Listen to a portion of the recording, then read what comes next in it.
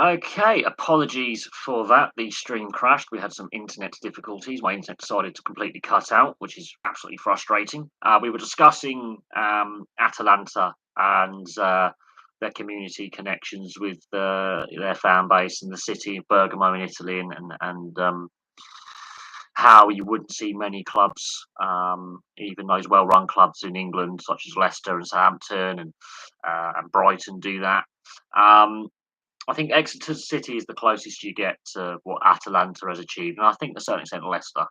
Um, so yes, apologies for all the technical glitches we've had. My internet decided I lost my connection, which is just frustrating. In other sports news, before I forget, Ben Stokes has been unveiled as the new England Test captain. Mhm. There is still no England cricketing Test coach or one day in T20 head coach either, and there is no captain being, and whether Ben Stokes will end up being captain of the shorter formats, because he does play the shorter formats, we shall wait and see. Whether that's the right decision or not, time will tell. The first test against New Zealand is days away. We are back. We had some technical issues. It's frustrating as hell. So yes, England cricket, new captain announced. Still no announcement on a head coach for the short formats or the Test format, um, which is, I think, should have been done the other way around. A head coach should have been named first before captain. Paul Collingwood is in the running for the shorter formats of the game as a new coach for the shorter formats.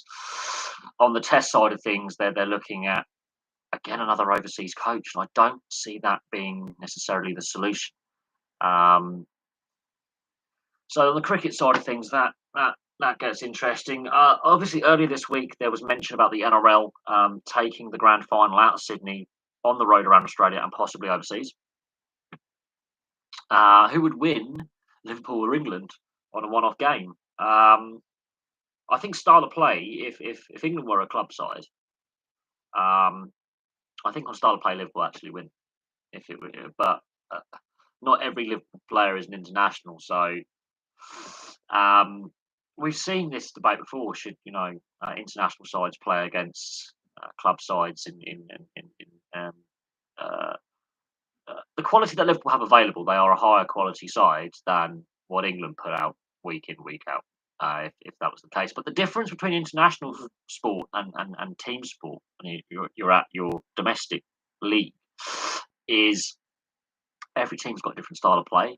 Of course, you have that week in, week out grind of a regular season and then cut competitions should they be part of a league structure. Whereas in international teams, you're only together for a handful of weeks a year, basically.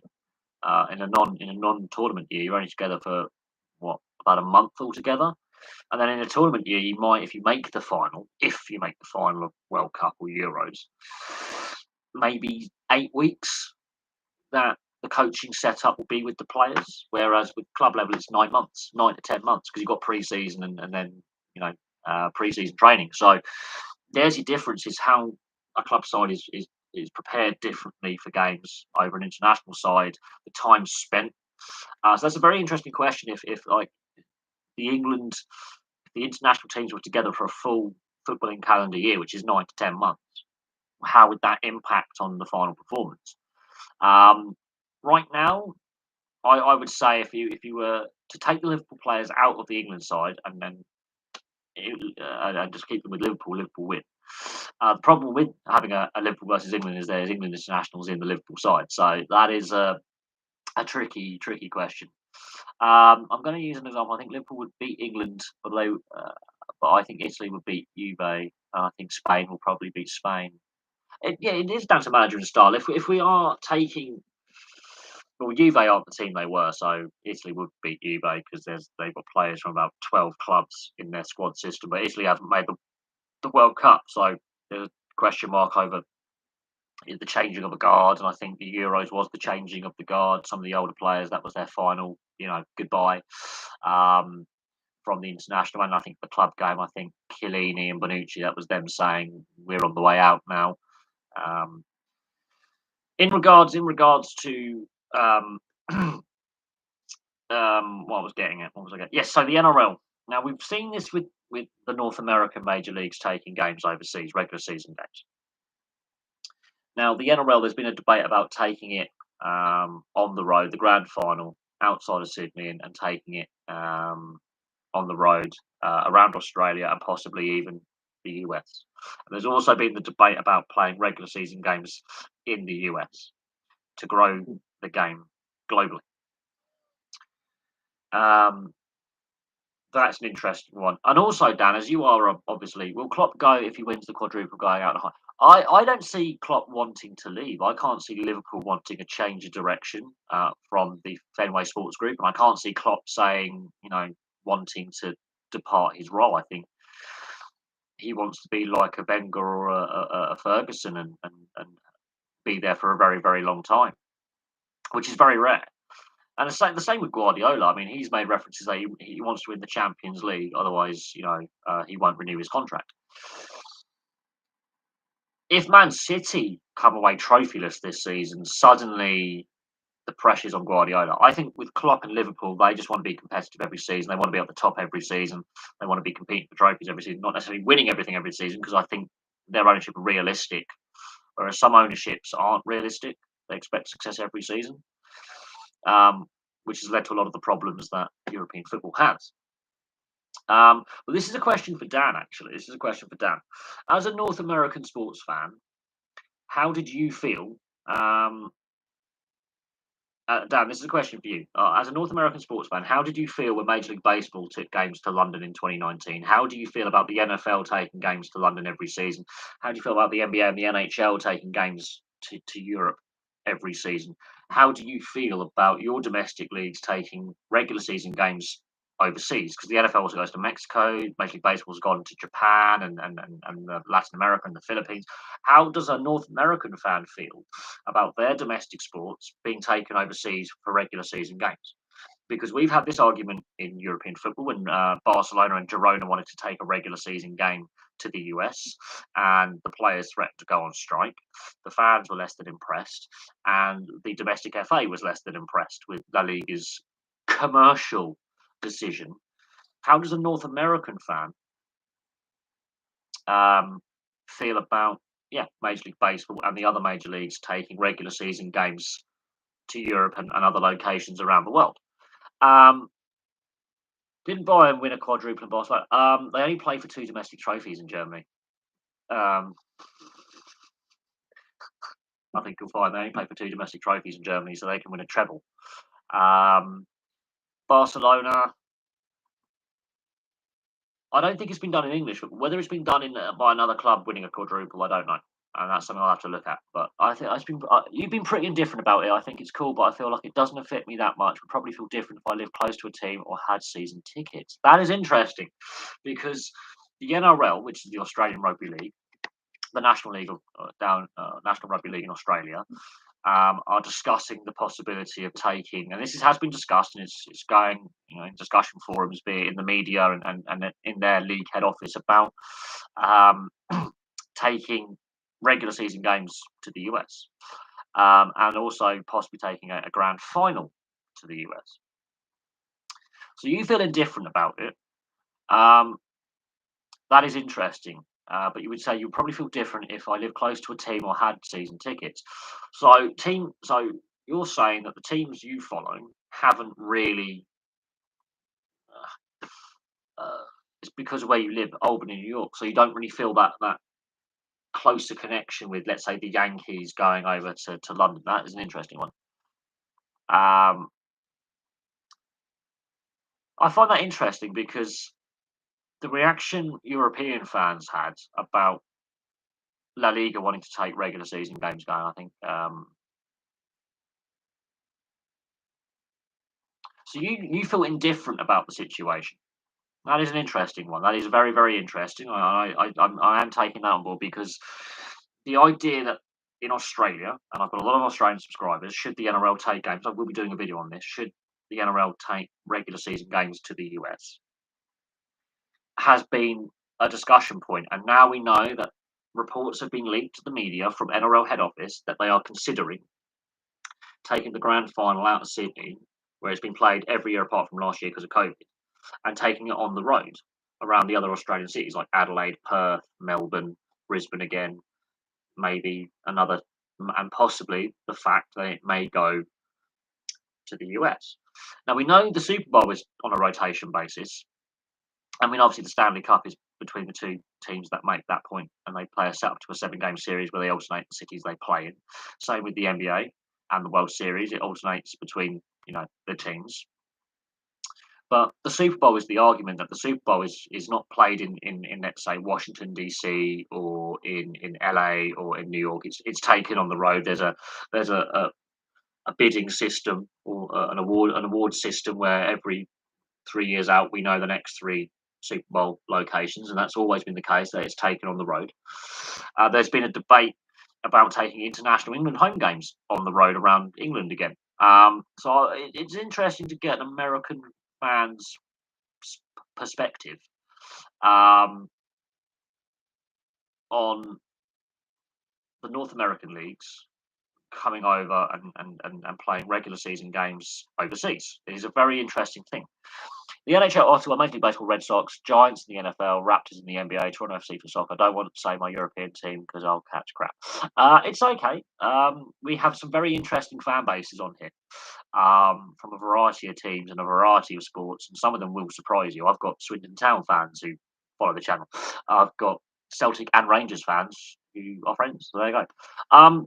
So the fact that the Red Sox have come to London doesn't overly bother you. I find that very, very interesting. The Red Sox have come to London in 2019, and that doesn't overly bother you. That is an interesting thing. Bearing in mind, obviously, you live in mid-state New York, so therefore you haven't got a major league franchise in your city. But I find that really interesting. As a North American fan, you're not overly bothered. That I find interesting, and I find the teams you support are very. They're not all New York and they're not all Buffalo. They're spread out. So there's no Buffalo on there. You've got Ottawa, which is a Canadian team. You live in New York State. The Red Sox is from Boston, which is Massachusetts, which I find really really weird as you're a New Yorker basically for your state. The Giants, okay, they are a New York-based team. The Raptors, that's Toronto. Your soccer team is Toronto. I find that weird that actually only one of the teams you follow has got a catchment area in New York State. That is weird. That is a very strange one. But no, not really. There's 160 games. If we need to sacrifice a couple to grow the game, I mean, especially if it's not a rivalry game. The thing is, the Yankees was the game you took to London. The Yankees Red Sox was the two games that were taken to London in 2019. That was the series that was taken. Was the home and home. The Yankees against the Red Sox in London in 2019. Is it common? From my gathering of things, and I honestly say this. Generally, the city sports spread out all in the northeast. My grandpa was a big Red Sox fan. He'd be surprised me. True, Boston has got a smaller metropolitan area than New York, but I am surprised that you said it didn't really bother you. But the rivalry, the first game they took to London, the first two games was the Red Sox Yankees rivalry back in 2019. That was the first two games. And then it was going to be the Cardinals Dodgers for the next two. And of course, there's speculation whether they're going to come back next year. So you don't feel as passionate about the Giants are the only New York team because I don't like New York teams, but they used to have training camp at Albany. They have a connection with where you live. That is important. But so as a North American fan, you're not overly bothered if the major leagues decide to take games overseas. Okay. And to be fair, I think every single team you've named, apart from the Raptors, have actually played overseas. Apart from Toronto FC and the Raptors, the other three have actually played overseas. So that's very interesting that you don't overly feel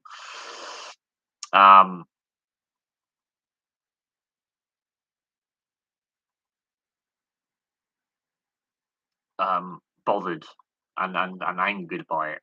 Okay. I don't know how I would. It's weird because I understand why the London series for the NFL exists and why the international series for the NHL exists and why Major League Baseball decided to take games to London and why the NBA takes games on the road. I understand that. I do. But then what happens if you are a season ticket holder?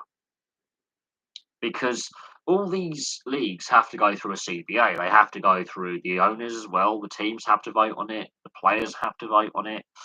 They have to get discussions with the broadcast partners for it, and it actually is generally planned several years in advance.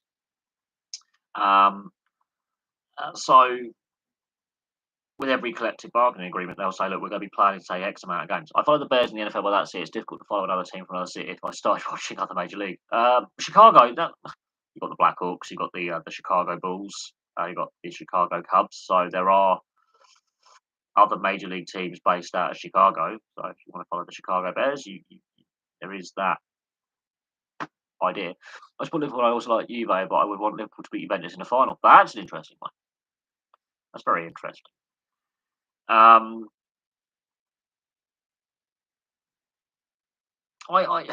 mean, I. The thing is, there's a lot of teams that I watch play where I don't like the team, but I like players on the team, and that's where you feel that little bit of frustration when you have like a guy you want to see do well, and they play for a team you don't like. So I'm not. When it comes to the NRL, obviously I'm a Canberra Raiders fan, and we're doing atrociously this season, and I think Ricky Stewart's probably going to get the sack before the end of the year. Um, but some of the teams we played against this season, um, they've got players that I think could suit our team. And I been following the NFL? I've heard that Jacksonville drafted first overall, which is no surprise because the team is absolutely hopeless. But I don't really follow the drafts of the major leagues.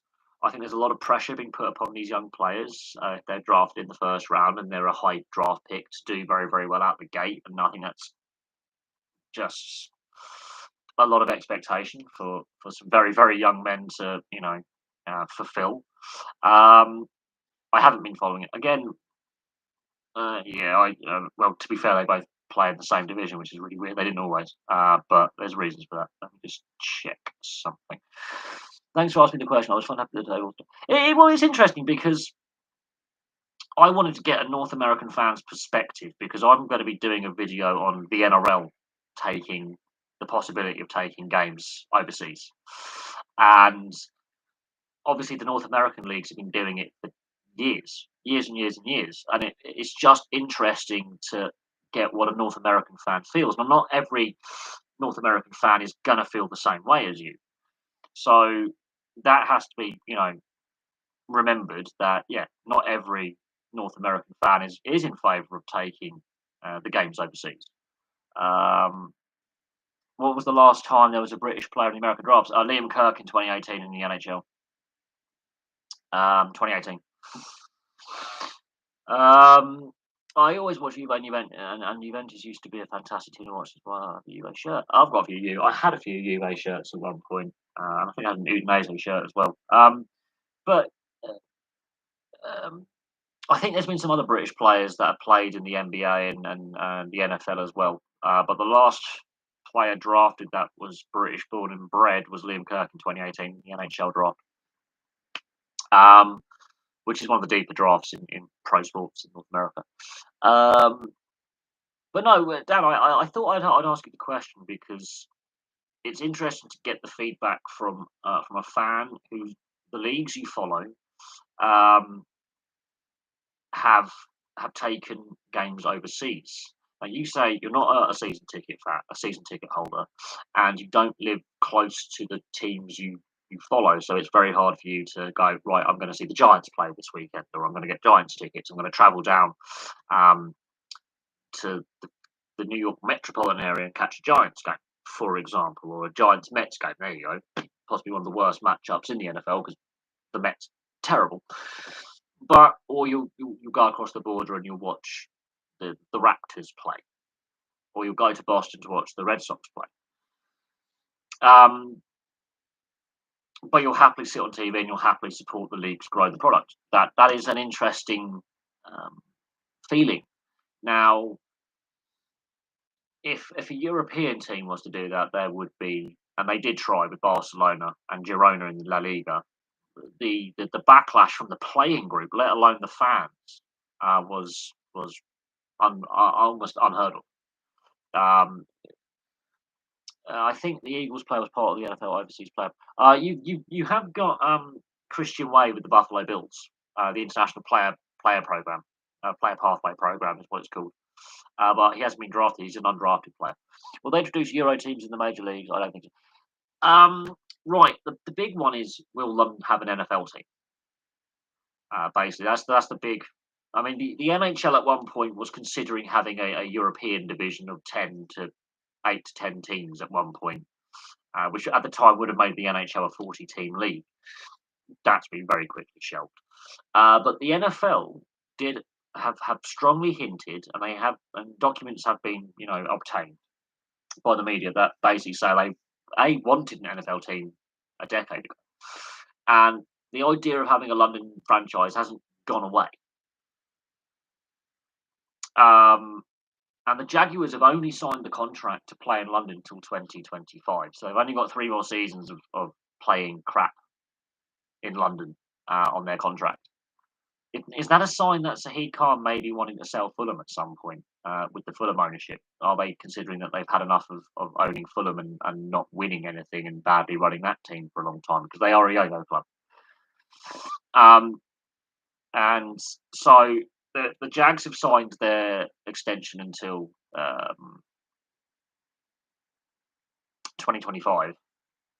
That'd be a player's worst nightmare. The travel for that Euro team would be nuts, may create a competitive imbalance. That is an interesting thought process because the US and Canada are so vast, which is interesting. And the debate's been had in Australia when Perth and Adelaide had NRL teams. Now, the AFL have mitigated that imbalance, but the NRL couldn't.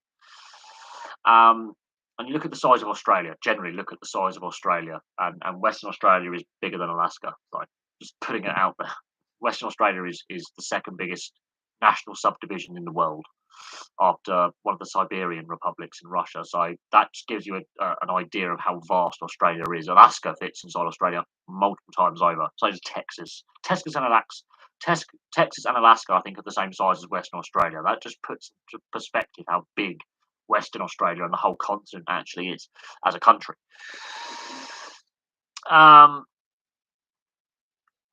So that has been raised.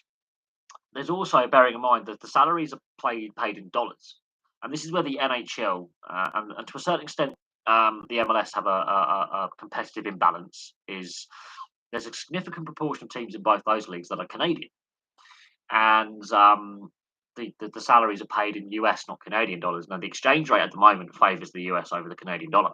It wasn't always the case, but at the moment it actually costs more to run a Canadian team than a US-based team. And then you have the tax imbalance as well, where each state in the US has got much more favourable tax codes over, the provinces of Canada on a variety of earnings and property taxes, which then creates a competitive imbalance when it comes to free agency and trading for players and signing players. And the NHL could bring in some kind of way to make, and the MLS could obviously assist to make the Canadian teams equally as competitive as the US counterparts. But they're the 2 leagues that are most impacted, with so many teams obviously being in Canada. Now, the time zone difference between the East Coast and the UK is 5 hours. It's 8 hours for the West Coast. So the travel imbalance is ridiculous. Just ridiculous.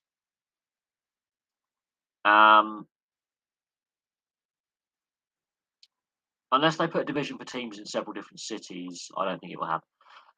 So it'd have to be an Eastern. Well, the thing is, the NFL's only at 30 teams, and the NHL's on 32, so there is room for expansion for the NFL. That's the interesting thing. There is room for a bit of expansion. American owners are the worst in football, yet that's a Liverpool fan with American ownership, and the Fenway Sports Group have been heavily criticised at times for some of the decisions they have made since they've owned Liverpool Football Club.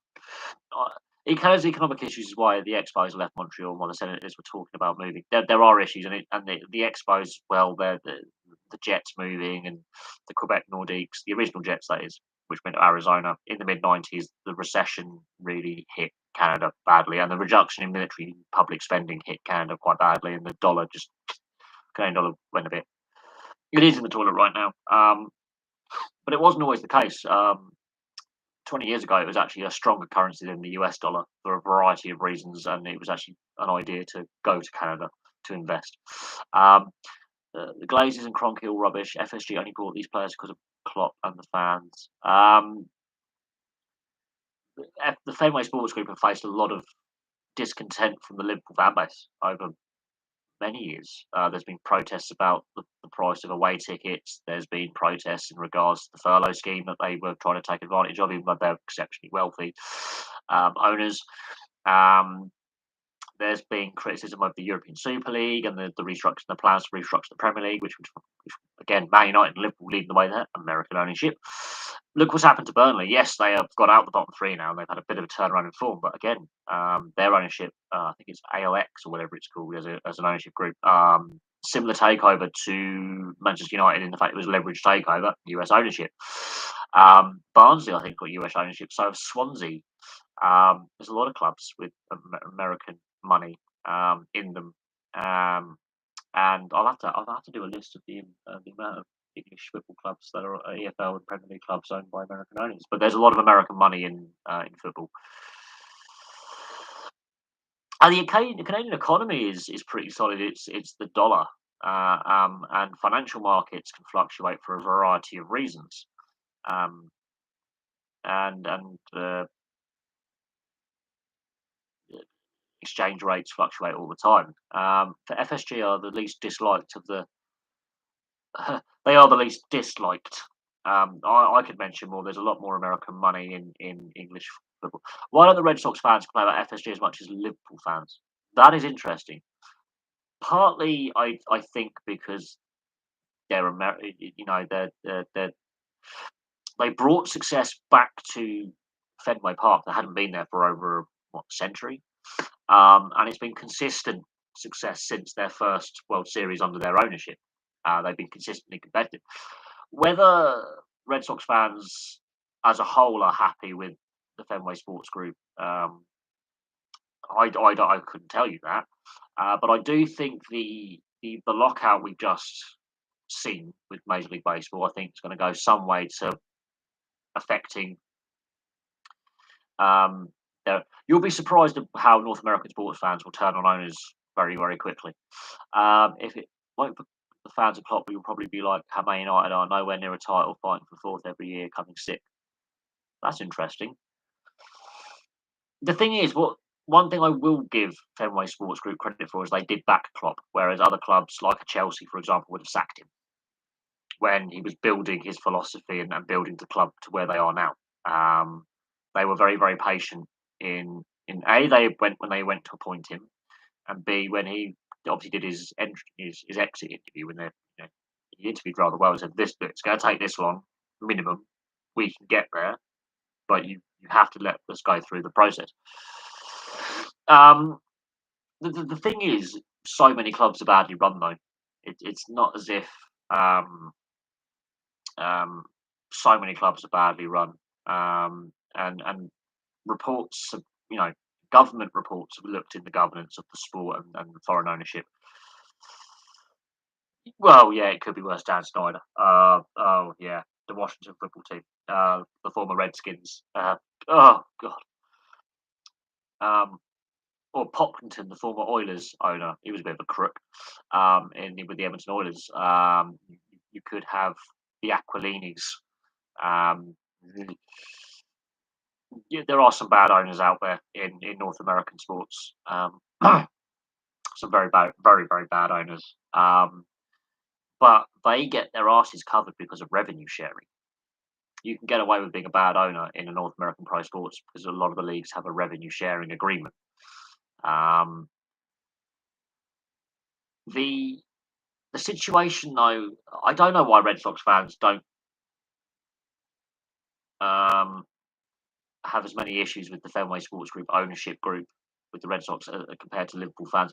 But Pittsburgh Penguin fans are now majority owned by FSG. Yet FSG majority own the North East Sports Network, New England Sports Network, NESN. And they also have a stake in I think Boston Bruins. The Washington Commanders. Yeah, they were limited with what name they could get for naming rights and trademarking and stuff because they can't have the Senators because the Ottawa Senators have that trademarked.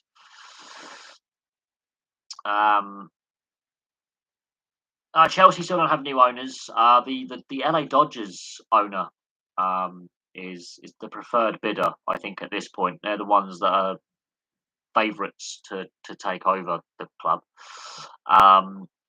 I mean, I would have much preferred a British owner, if I'm honest. However, they're the preferred bidder at the moment, in the sense that they're favourites to take over the club. They've only got a month to complete the takeover deal, though. So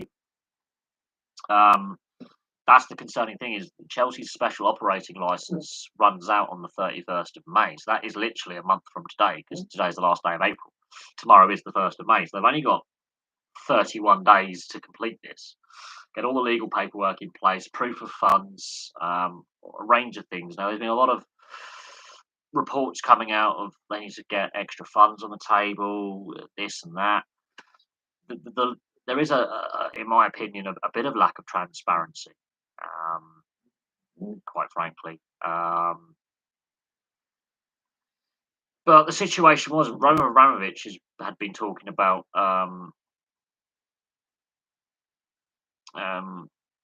selling the club for quite some time. What British owner has got the money? The guy who owns Ineos has the money, but he's technically would be a conflict of interest because he owns, I think, what French club does he own? He owns a French club in the top flight. I can't remember. Not Alan Sugar. The Britain's wealthiest man who owns Ineos, the cycling team, and the energy company Ineos. He owns a French club, and I forget. I think is it Nice or Bordeaux. But anyway, he's Alan Sugar hates a lot of people. A lot of people hate him.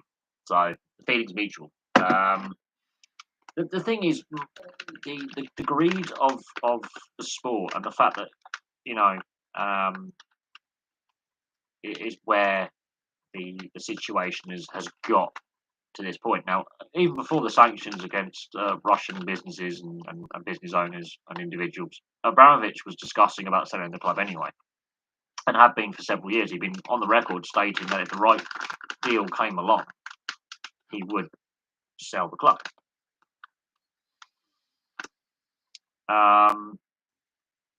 So, in that regard, his ownership and how long he would remain owner, regardless of the situation that's being forced upon Chelsea, he would have sold up within a year or two anyway, or at least considered offers for giving up a stake of the club or a controlling stake in the club, and selling off his ownership stake. The situation though at Chelsea though sums up where the 50+1 model should come into force. And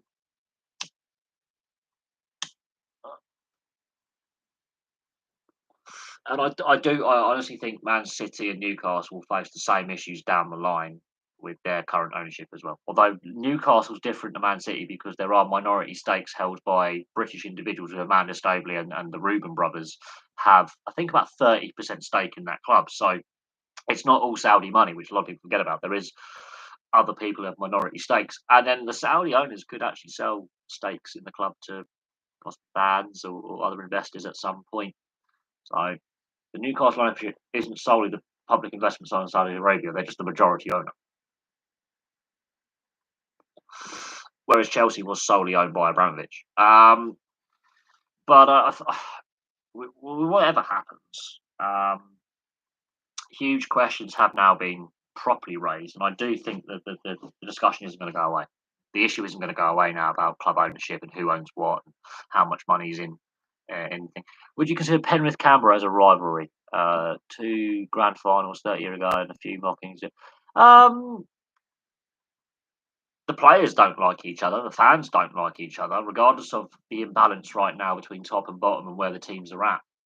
The teams don't like each other. I don't think the fan bases have actually truly liked each other for a long time. Um, because they're competing for talent, the same talent pool. They're competing for as the rest of the other allies for free agents. Uh,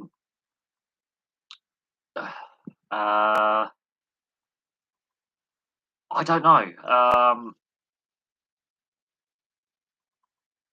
I honestly don't.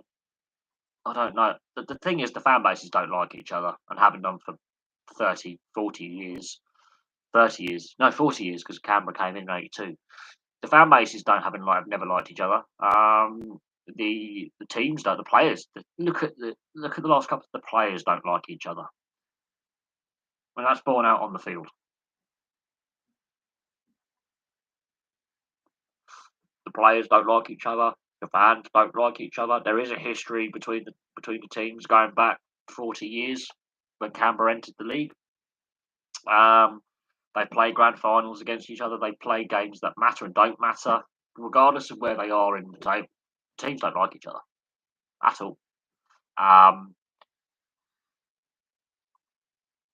and because Penrith are actually in the far west of Sydney, ironically, yes, they don't like each other geographically. Um,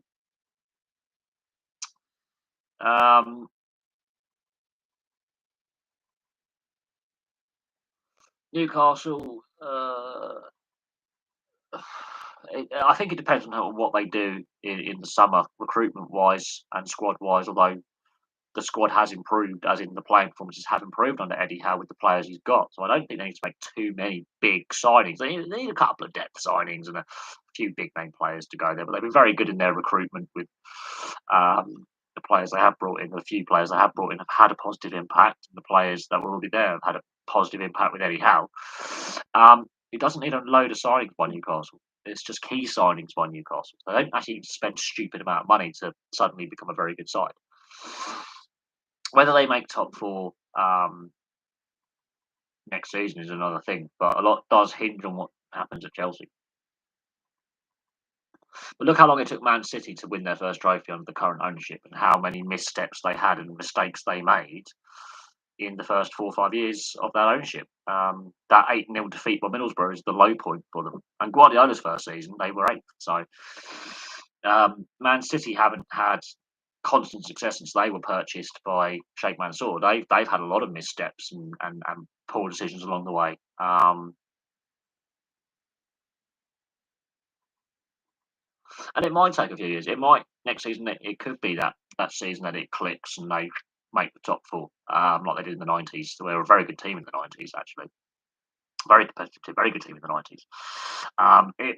It may take a few years. It might happen overnight. You don't know. Look what happened to Leicester. They went from fourth bottom to win the Premier League within a year, and then they've been consistently a top half table team since, and they've won trophies since the Premier League. So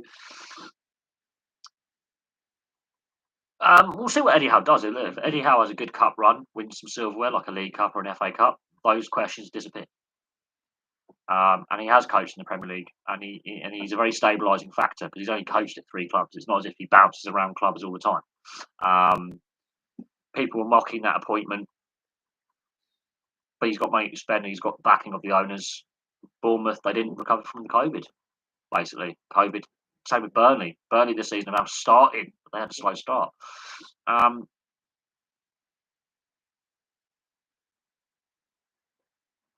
Rivalry with Everton and Liverpool, does it take a hit if they get relegated?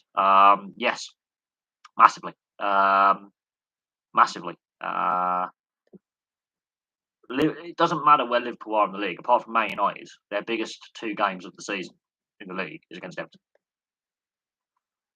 You will never see empty seats at a Liverpool Everton match. There's always capacity. So it does take a hit. And Liverpool will then be able to attract more youth players to their academy over Everton because they're more, at the top. It's a battle for fandom in the city. Yes, they are. Same with Leicester. They're a couple of games away from a European final. Same with West Ham. Um,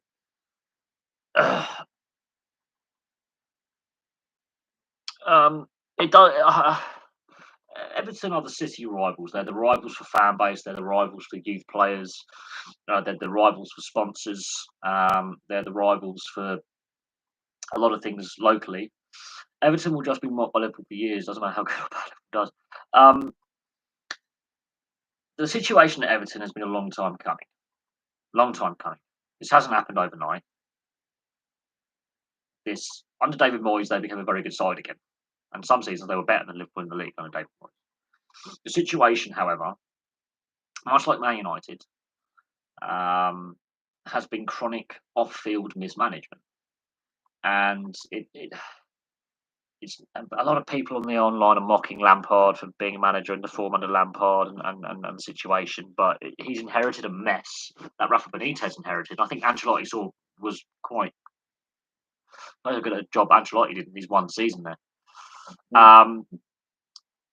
The situation at Everton, though, has been a long time coming, and it's going to if Everton do go down, it will impact their ability in youth development, where the city of Liverpool has been a hotbed of youth development for 70 years because both sides have consistently been in the top flight since the 50s. That will impact their ability to attract that youth talent to come to Goodison over going to Anfield. It will. And their ability to also sign players because of the new stadium build. They're going to be financially constrained with the stadium build. They're facing the possibility of a points deduction. So their situation is precarious. It shows they've gone from 8th to 17th in a season. That tells you something. 8th to 17th in a season. Now, the season isn't over yet, and there's still games to play. There's 4 games left to play. So everything's to play for. But that points gap is starting to get worrying. And their form is just not good enough. Their away form is horrific. Loads of Everton fans here because Tim Howard wonder how many jump ship because they can't handle the concept. Look, Tim Howard is a big reason why a lot of American fans bought in, firstly to Man United and secondly into Everton. It helps sell the brand when you have an international like Tim Howard, who was a world-class goalkeeper. Not the best goalkeeper of all time, but he was a good selling point for the US market. You have a US player who is playing in top league in Europe, arguably. You could argue Spain or Germany or Italy or even the French league. They're the top 5 leagues. Okay, one of the top 5 leagues in Europe. You have that household name in the US. You find when other Americans found out he was American by watching the World Cup, and they looked at the clubs he played for. Same with Casey Keller as well at Tottenham and Brad Friedel at Blackburn. They actually helped sell the product.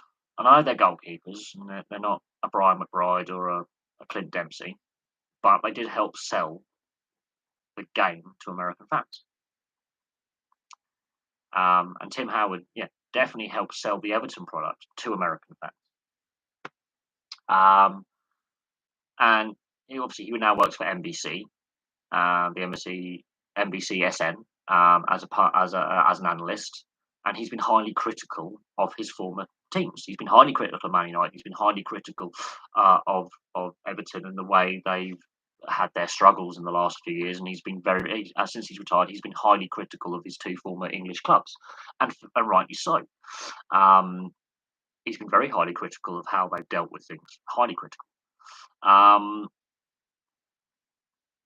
So we'll see what happens with the overseas fan base and especially the US fan base of Everton, whether they continue to follow the fortunes of Everton should they go down. But that will make shockwaves across the footballing world if they were to get relegated. Massive shockwaves. Who was the best goalkeeper of all time? Yashin. Well, the Golden Glove, the Yashin Award is named after Lev Yashin. There's an award named after him. So tells you what you need to know about Lev Yashin. And Schmeichel, club level, yes. International level, he only won the one major title at the Euros in '92, which cemented his legacy. But at club level, he was a brilliant goalkeeper for Man United and even Man City and Aston Villa. So he had a great career in England, and Kasper's followed in his father's footsteps. Both played for Man City, and obviously he's now played for Leicester, and has obviously, done what he's done in the game. And they've both won silverware, and they're very similar in their goalkeeping styles and approaches to the position they play. Um, but I would argue, for me, goalkeepers I've seen play, difficult one. Massive fan of Carlo Cudicini. Obviously, Buffon is longevity, and he could possibly be the GOAT goalkeeper of all time. Is Gigi Buffon. Iker Casillas. Chilavert, I think, is one of them that is a cult hero rather than all time great. Canizares, again, for a brief period he was one of the best goalkeepers in the world in the late '90s, early 2000s. There is no doubt on that, and we can all agree on that. Canizares, I think he was Valencia we played for, and he won under Benitez some titles under Benitez in Spain 20 odd years ago. There's no doubt, at the time. Um, Very criminally underrated, but again, it's more of a cult following with Canizares. Casillas was so dominant for Spain, and obviously Buffon for Italy. Their longevity, I think, is where they stand. Dino Zoff, you could argue, if you're old enough or you have relatives who remember Dino Zoff. Better as a player than a manager, but you got Dino Zoff. And then in more modern times, obviously Buffon and Casillas. Oliver Kahn. Manuel Neuer's got too many mistakes in his game, but he's the sweeper keeper. Obviously, you've got Rene Higuita, the scorpion kick, and what he brings to the game as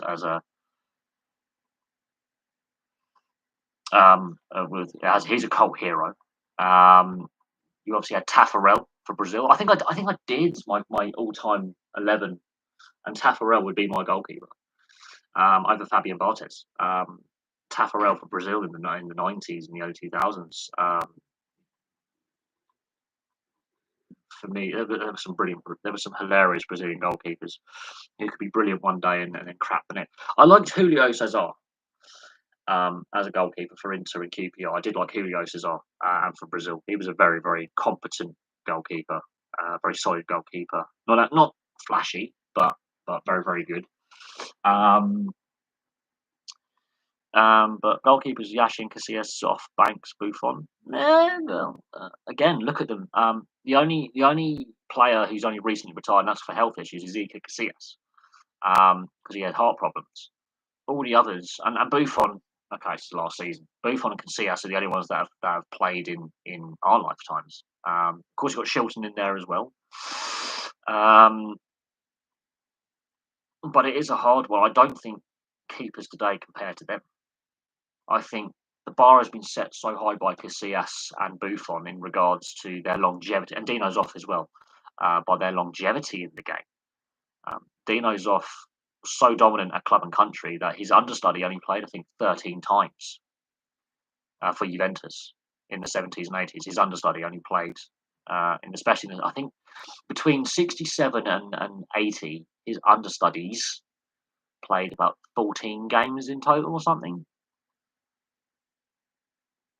That's saying something. Coupe at Lyon and Toldo at Inter. I would say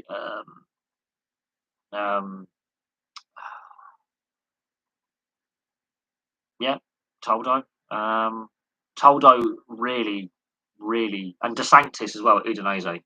They were the challengers to Buffon about 15 years ago. Morgan De Sanctis is a criminally underrated criminally underrated goalkeeper. Um, Handanovic, the Handanovic brothers, for Slovenia. Um, there are some quality goalkeepers who've played the game. Um, but when we got into all time, Lev Yashin has the Lev Yashin Award named after him, but he never won a World Cup. You've got Gordon Banks, you've got, you know, Toldo, Barthez, Buffon, Casillas, Ricardo for Portugal had a few mistakes in his game. You had Oliver Kahn. I saw someone wearing an Arsenal shirt and a Liverpool coat and a Man United bottle. Should be legitimately criminalised.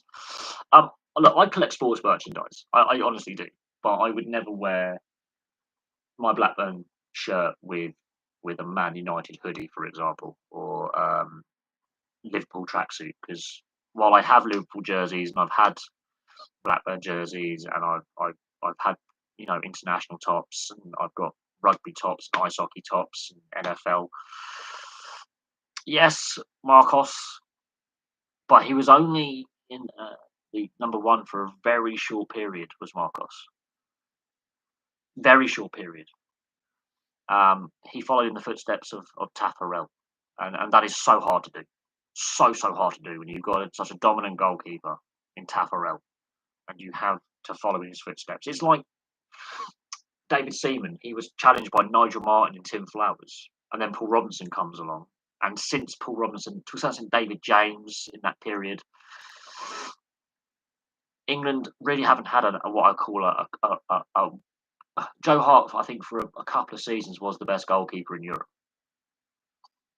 but his window was very short, very short. Neville Southall and Bruce Grobbelaar were the two best goalkeepers in the 80s and early 90s.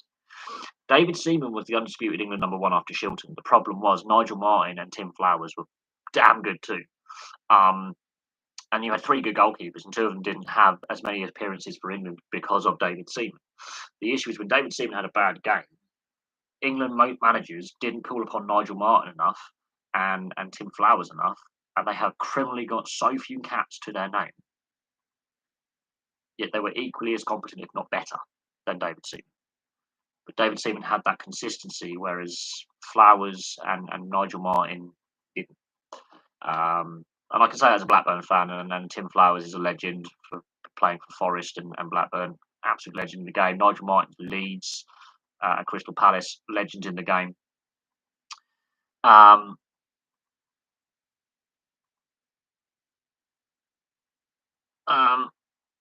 You could argue that, but it's just Ronaldinho won the game.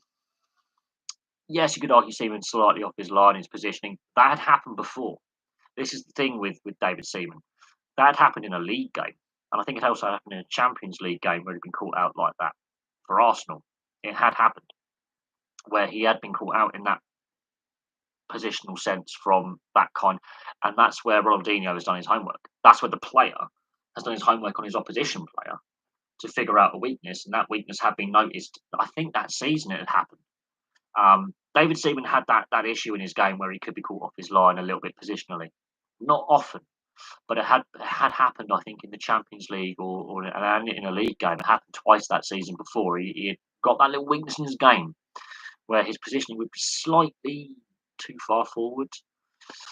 I think it happened from a corner. It happened against Bolton actually in open play where he got caught out from a cross-come shot on his positioning, and it happened in a Champions League game that season. Yes, but the Scott Carson one, that was the back pass, and it happened to Paul Robinson as well in the earlier reverse fixture, again with the back pass from Gary Neville. It happened before. It happened twice in that qualifying campaign. Firstly, Gary Neville and Paul Robinson had a howler, and then you had Scott Carson and Gary Neville having a howler, and it was to do with back passes. It was to do with back passes not under pressure. You also had Rob Green at the World Cup in 2010. And that's the problem when we haven't truly found, I don't believe, an adequate replacement for Shilton, really. because he was dominant for 20 odd years in the position. We haven't found a replacement for Shilton, really. Um, each goalkeeper we've had have had their peak period for a handful of seasons. Shilton was just so consistent for 20 years. Same with Dino Zoff, for Italy, consistent for 20 years. No one could challenge him. So that's where I think.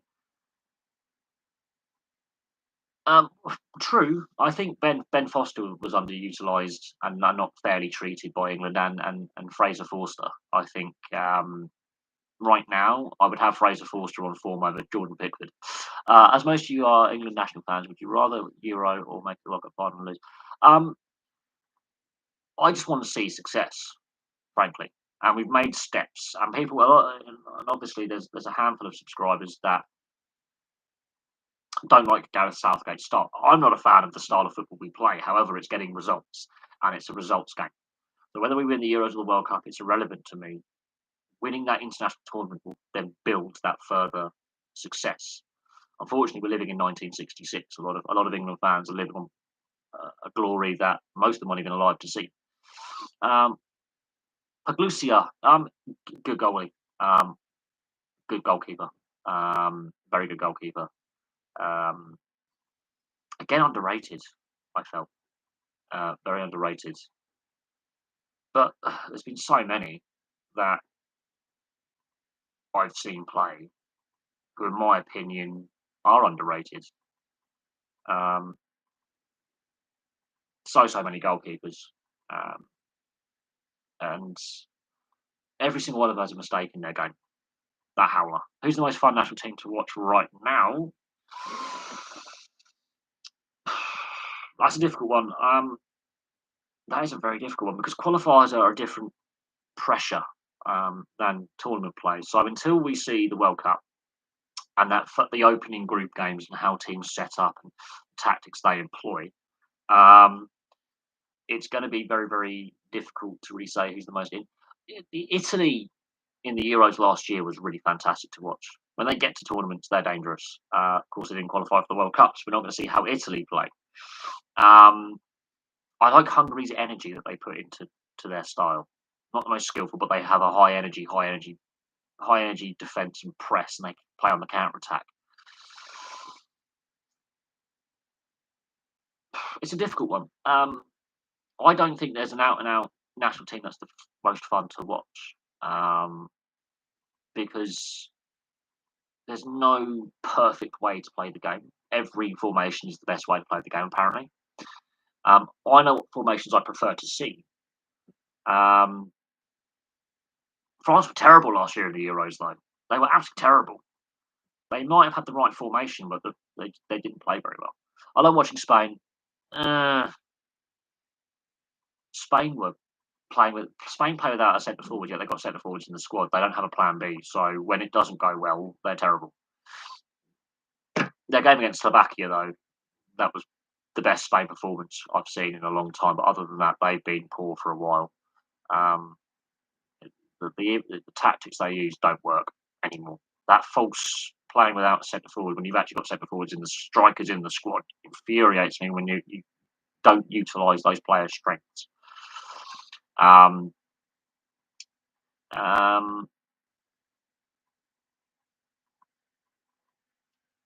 uh, Quite honestly, I like watching open end to end games. So I don't like teams that are overly defensive. I like teams that have balance, high energy, and high pace. So that's where I like what Liverpool are doing, and that's where I like what Atalanta do in Italian football. And I like teams that play like a 4-3-3 variant, high press, high energy, high pace counter attack, which is what England should be doing, ironically, and they don't. Slow paced possession football bores me to death. If it's fast paced possession football like that Argentina goal in 2006, where every player touched the ball at least twice, and Cambiasso scores the goal against Serbia Montenegro, that is the best goal of a team goal of all time. Yeah, but Fabregas had the ability. Fabregas was at the peak of his powers back then. You couldn't get away with that now. Liverpool, and a few other teams have proven this is how you beat Man City and Guardiola. This is how you beat Spain. You go at them with pace. You don't let them settle. You rough them up a little bit in midfield. And the best formation to beat that Spanish style with is a 4-3-3 or a 4-3-3 variant. Um, and it undoes them. I mean, Switzerland did it in 2010 in one of the worst games I've ever seen, because the Spanish were like, okay, we're going to beat the Swiss, we're going to pass it around. And Dirty Ox scores the only goal, and that was one of the worst games I've ever seen, but the Swiss deserved to win because they figured out how to beat them. So the tiki-taki was not the best style. It's like total football was the best style not to win the World Cup in 74 and 78. But I like teams that play with high energy, passion, and pace.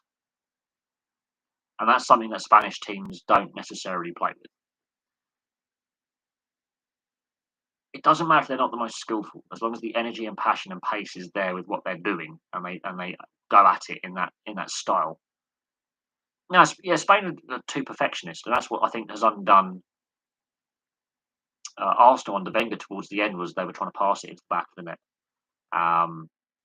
And while they have the technical players to do that, if you got after them, I remember the 8-2 they had at Old Trafford where they were battered by Man United under Ferguson. 8-2. I remember Blackburn when we were first relegated out of the Premier League, and we beat them 2-1 in the FA Cup. I think I'm gonna say quarter final. About a decade ago. If you need to have Spanish football does have that aggressive box-to-box midfielder. There are players in Spanish football, in La Liga and in other leagues around Europe, who do play that aggressive box-to-box style midfielder. For some obscene reason, they don't want to properly implement that kind of player into their system. They're still playing the old Barcelona way of a decade ago, which has now been proven not to be the way. You need to have a hybrid system for that, where you can have that lovely possession football, but you need to have some grit and anger behind it, and aggression. And they just that's what's, I think, holding done Spain now. Is they're not flexible enough with their style of play, and I think this is what's starting to do Man City is he's overcomplicating it tactically. I like in boxing, styles make fights. Spain or England prepare for the opponent, not the occasion. Yeah, and whilst you have to be flexible in your approach. You can have your basic style, and you've got to be flexible with that. So the best teams are always flexible, and therefore will be consistently decent. Whether they win every time is irrelevant, but there'll be a consistency there. And yeah, you will have that. Oh, I want a trophy here, want a trophy here. Okay, still consistent. Win a trophy, still consistent. And that builds stability. Is when they have a flexible style under a coach. So Wenger at Arsenal in the first half of his tenure, second half he stayed with the same style of play, but didn't have the same players. Still wins trophies at the end.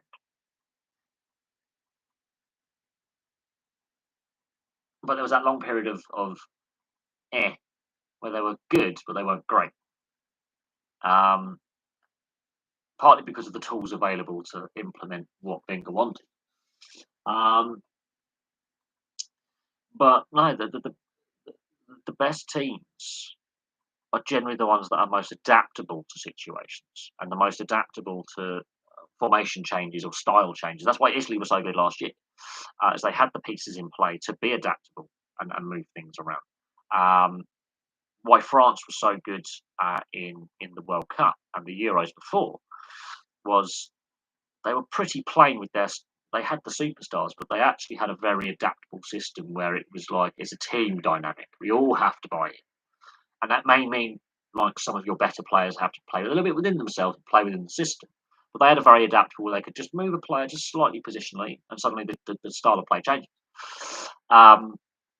Teams like Argentina and Portugal, ironically, well, even though they've made finals and they've won Euros and they've won Copa Libertadores and things like that, their focal point is one player, Messi and Ronaldo. And unfortunately, they're not the players they were 5, 10 years ago. And they haven't got the support cast because of the way it's the focus is sold on them. Even though there are some brilliant players who played for both countries in the Ronaldo Messi era, the focus is always on Ronaldo and Messi. There you go. And it's all to do with their branding, um, which has actually hampered development of other players to take some pressure off them. And then, as the opposition, you go, right, okay, they're going to try and win the game solely with Messi or solely with Ronaldo. We can mark them out the game. They're going to struggle. Put them off their game. They're going to struggle. Target them with a tough challenge, which shakes them up. I might get a booking, but they're going to struggle if he's not fully fit. And that's what's happened in tournaments is they've targeted Messi and Ronaldo, bullied them a little bit, got them frustrated, got them reacting, you know, and they have to be in the team apparently, and they don't. No player is too good not to drop. Every player is droppable. Every player is replaceable and expendable. And unfortunately, Portuguese and Argentinian coaches, and at club level, are too afraid to drop Ronaldo and Messi when they're not performing, which is part of the problem because they throw the toys out the pram and get petulant. I remember Arsenal went into Inter and played to Inter's tune. It worked. Henry scored and they walked away with the result. Never played the Arsenal way, but adapted to the opposition. I remember that guy. I remember Thierry Henry and Wenger was a tactical genius. Actually, same with Ferguson, but Wenger was more of a tactical genius. Ferguson was more of a man management genius. Um, Wenger, if you were to pick his brain, he is a tactical genius, and when he's got the players available to him, has proven that his previous clubs and all that before he second half at Arsenal and the first half at Arsenal and his time in French football, he's a tactical genius. There is no denying the ability that Wenger has as a coach. But he needs the players to back up the knowledge. And unfortunately, Arsenal's recruitment in the last 15 years has been poor. Their player development has shoehorned players to play a certain style. So they're not flexible enough in the style that they play, which has hampered Arteta and Unai Emery, the successors to Wenger, in getting the best of what's available. I will say this, as I say, I felt football was of a more entertaining product and a higher standard 10, 15, 20 years ago. So when I was a lot younger, so in my teens and 20s, growing up as a kid, into my teens, into my 20s, I enjoyed the sport more than what I do now. And there's a lot of factors for that, a lot of factors. And of course, the governance issues within the sport, and I think other sports are going the same way, with rugby union going the same way. I find that less enjoyable now than what I did 5, 10 years ago. I honestly think rugby union is going the same way. And I fear for rugby league in Europe at least, not so much Australia, but Europe at least. I'm fearing for rugby league again with the mismanagement and the scandal that's coming out and the issues that the sports face. The quality is not as good as what it was when I was a kid on a global scale. But there's a reason why I'm passionate about the NRL. There's a reason why I'm passionate about the NHL. There's a reason why they are my two favourite leagues to watch and my two favourite sports. And if I was to do my top 5 favourite sports, football still may make the top 5. May.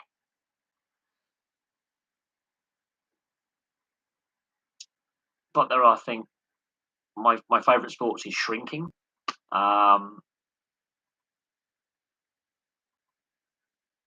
As in what I prefer watching is actually shrinking. I mean, look, I'll happily discuss any sport on the channel. I'll happily, if there was a request to go, can you look into the history of or this sport, this league? I'll happily do it. I'm not a fan of Major League Baseball, but I've done a lot of videos on Major League Baseball. I'm not overly a massive fan of the NFL, but because it's now a global brand and it's got the London series, I've done a lot of videos on the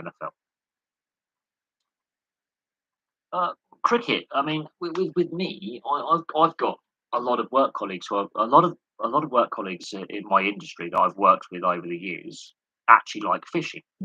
Every depot I've worked at and every company I've worked at, there is blokes who I work with who go fishing.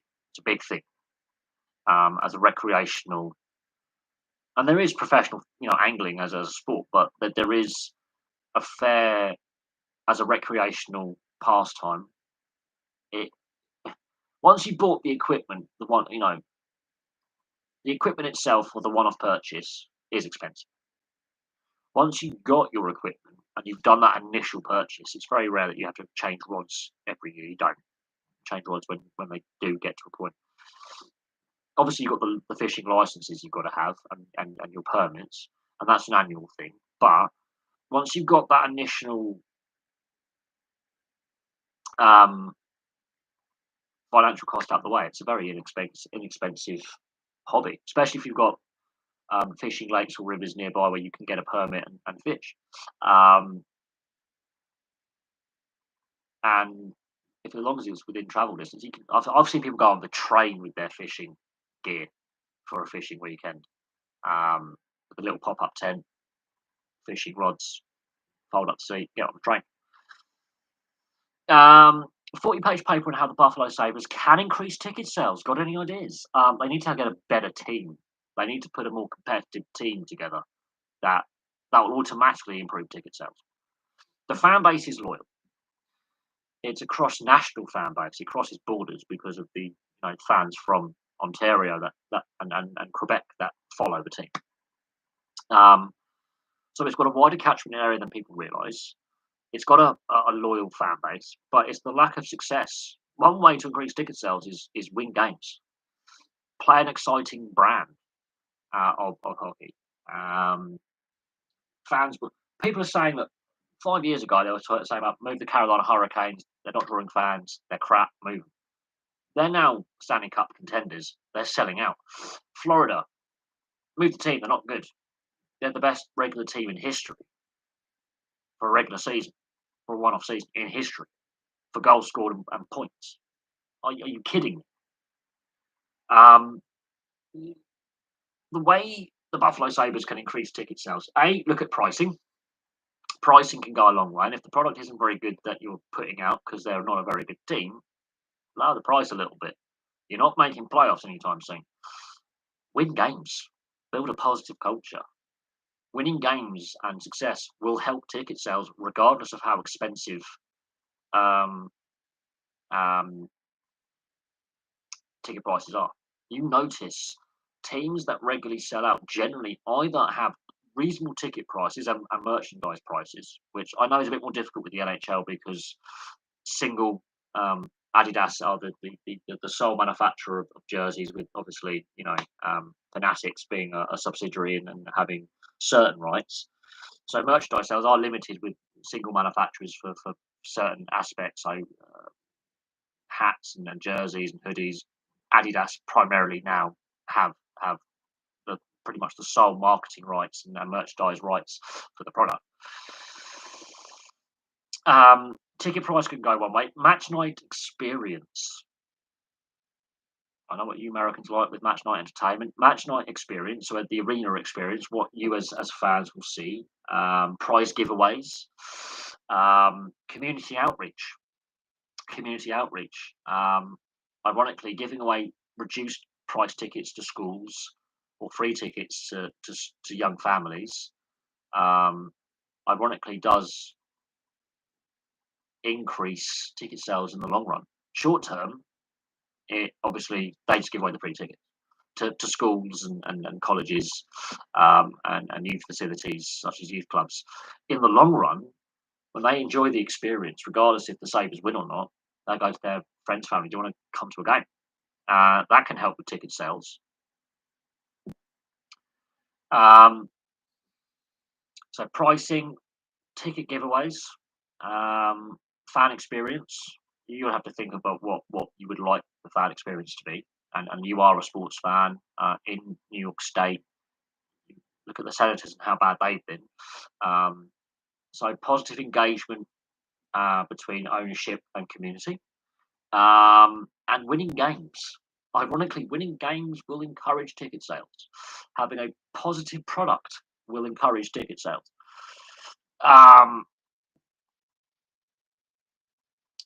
So, ticket price, ticket packages. So, what you get when you order like a ticket package, not just a one-off purchase, but a ticket package.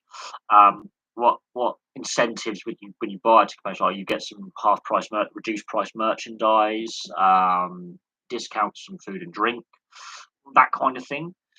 So ticket price, free ticket giveaways in the short term will impact ticket sales, but then in the long run actually improves ticket sales. So when I say giveaways, I mean schools, colleges, and youth clubs, and those kind of facilities, and young families.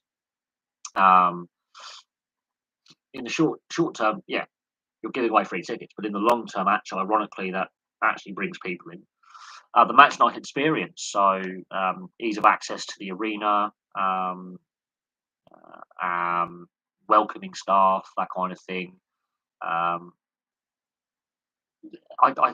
obviously, the match night experience varies from country to country and what you expect when you go to a game. Um, there's various things. I mean, all I can comment on is what I've seen sports teams do here. And I remember the Bees. They had a schools program where they gave away free tickets to um, schools. Young. We're talking young kids. We're talking primary education. So under the age of 11. And then they obviously enjoy their experience, and they tell their parents, and then their parents go, "Okay, we'll go get a family package. We'll bring your friends along, do a family package." And ironically, it did actually help crowd numbers and ticket sales. It took a season or two giving away free tickets to schools and youth clubs, but actually in the long run, it led to increased ticket sales. And then COVID hits, and then that changes things. But in the years leading up to COVID, it took a couple of years to do, but then it had the positive impact, bringing in families and people in, because you hear that word of mouth. Kids will love any kind of thing where they're entertained, and they will say, "I want to bring my friend next time. Mum, Dad, can you bring?" Timmy wants to bring his friend Jamie along, and Jamie's parents go, "We'll come as well, and we'll do a double family package. We'll bring both families on." And then suddenly you've got another ticket sale because his best friend might go to another school, for example, and then he goes, "I went to a game last night. I got, you know." Yeah, you want to have look at your concession prices. So pensioners, so older people, because a lot of sports fans generally are older. Look at ticket pricing for the over 65s and the under 18s. So concessions, as they're called. Student nights, where you reduce prices for those who are college and at high school. You get a reduced. That might improve ticket sales. So actually, tickets sold, not actually profits made on tickets. Um, Possible rebranding of the team. The old goat head, as it was called. Um, um, the match experience go retro nights, like an 80s retro night. Fan competitions where you can wear like who has the best retro jersey wins a prize. That kind of thing on the jumbotron. You go the best retro jersey tonight. So get those fans who've got those old school jerseys to come out on retro night. Things that will actually engage the fan base and feel part of the experience. So retro nights are pretty cool. Group discounts. So you bring the lads along like stag do's and things like that. As what we call stag do's. So yeah, lads nights out. And then you're looking at the potential of your Canadian market now that restrictions are being eased in Canada, and looking at the Quebec and the Ontario side of things. Those disenfranchised Montreal Canadiens fans, those swing fans who because Montreal is the only team now, because Quebec isn't there, and they don't like the Montreal Canadiens, but they love their hockey. You've got a potential of a disenfranchised fan base to tap into. No, he's a college student. He's writing a paper for his college university paper. But no, definitely look at youth involvement. Working with there's a variety of things you can look at. Ticket deals for families, family packages. Um, um, there are many things that could be looked at. So if you have like a 4-person ticket package, you get, I don't know, a fifth ticket free, for example. Um, Family package. Uh, Look at two parents, two kids. That's your standard family size. Maybe you get a third free. You could look at possibly getting a discounted fifth ticket for another family member or friend. Um, there are lots of things you can look at. I can just go by what I've experienced with like the 50-50 raffles, getting fans on the ice to shoot the puck at the target. Get a random fan, you buy a ticket for the shoot the puck kind of thing. The teddy bear toss that they do at the Hershey teddy bear toss. A lot of teams do that now for their charity game. The chuck the puck kind of thing, where you've got to try and get it as close to the centre circle as possible. Various things which you would normally see at a state fair, for example. Those things where there's actually actual fan involvement with competitions, where they actually can be on the ice having a shot at the goal on the target, hit the target, score the goal. Um, Number of things. 50-50 raffles, retro nights where retro jerseys get a prize, that kind of thing. Something to do with fan involvement, family involvement, get the young kids interested, because young families have felt priced out to ticket price. You, Ideas aren't the problem, it's implementing them. But at the same time, you could put in there, actually put a winning team on the ice. Winning games helps. Um, I know that may not actually help, but you could put that in there going, actually putting together a team that wins games, ironically, sells you tickets. Um, Winning games helps. Success, because the problem is with Buffalo, it's starting to hit now, and you can take COVID out of it, because COVID's exacerbated it a little bit with restrictions. They haven't made the playoffs for 11 seasons. Lack of success, and sometimes being the worst team in the league, although Montreal have decided to go, well, hold on, Molson, please, hold on, Labatt's, we're going to be bad. Hold our beer, and have some hold our poutine as well. Montreal deciding to be the worst team in the league this year, I think, has taken a lot of heat off Buffalo, again not making the playoffs. That's something. Arizona having their arena issues has taken a lot of attention away from the Buffalo Sabres generally being shocking again. And the problem is that lack of playoffs over a significant period of time is now a record ever. And there were some bad teams in the 70s and 80s. I mean, bad. That length of time with no playoffs is starting to bite. Now, the fans are loyal. They've got a loyal fan base. But when you've got a fan base that's now starting to stay away, it's more than just ticket price. It's more than just match experience, where you have those raffles, you have the 50-50, you have the fan involvement, where you have the retro night with the retro jerseys and the best jersey, or the best the best.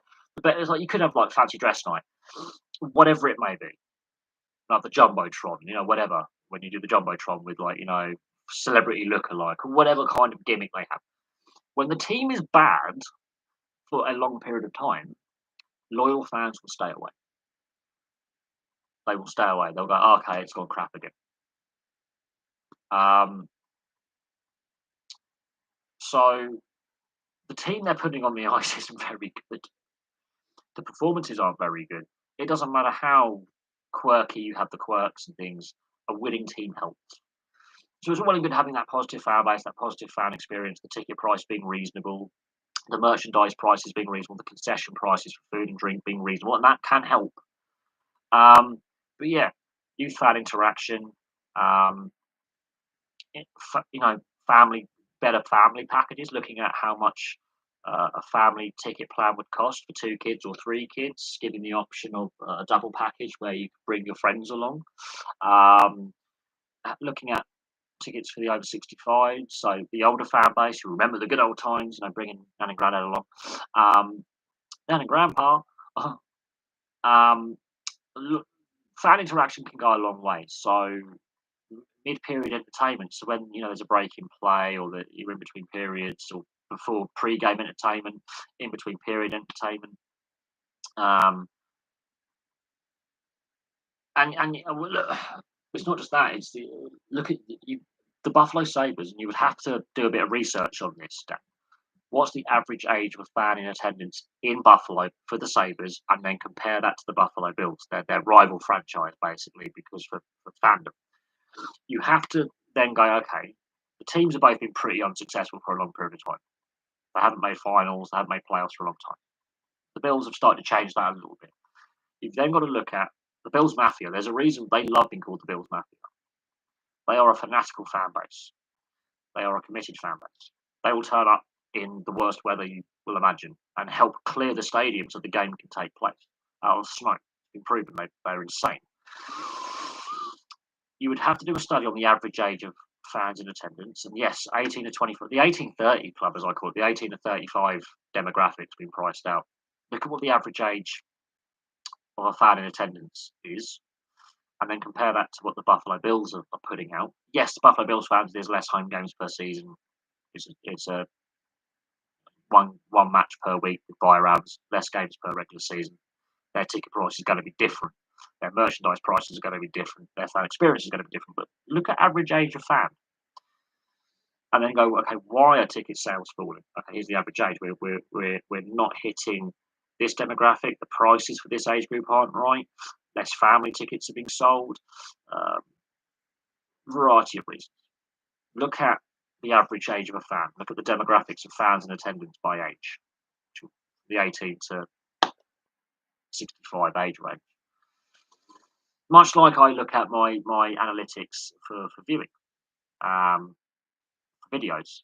Lately, it's just been the 18 to, I think it's 24 to 30 at the moment. And I think it's 18 to 30 age bracket.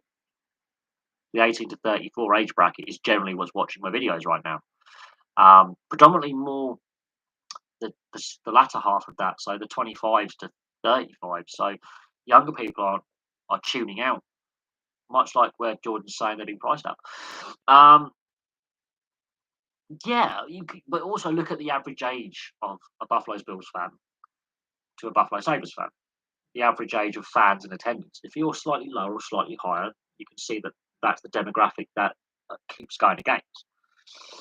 So you might have an older fan base, as in more older people are going, more people whose kids have moved out, so people in their 40s and 50s who don't have dependents living at home because their kids are students or they haven't had kids.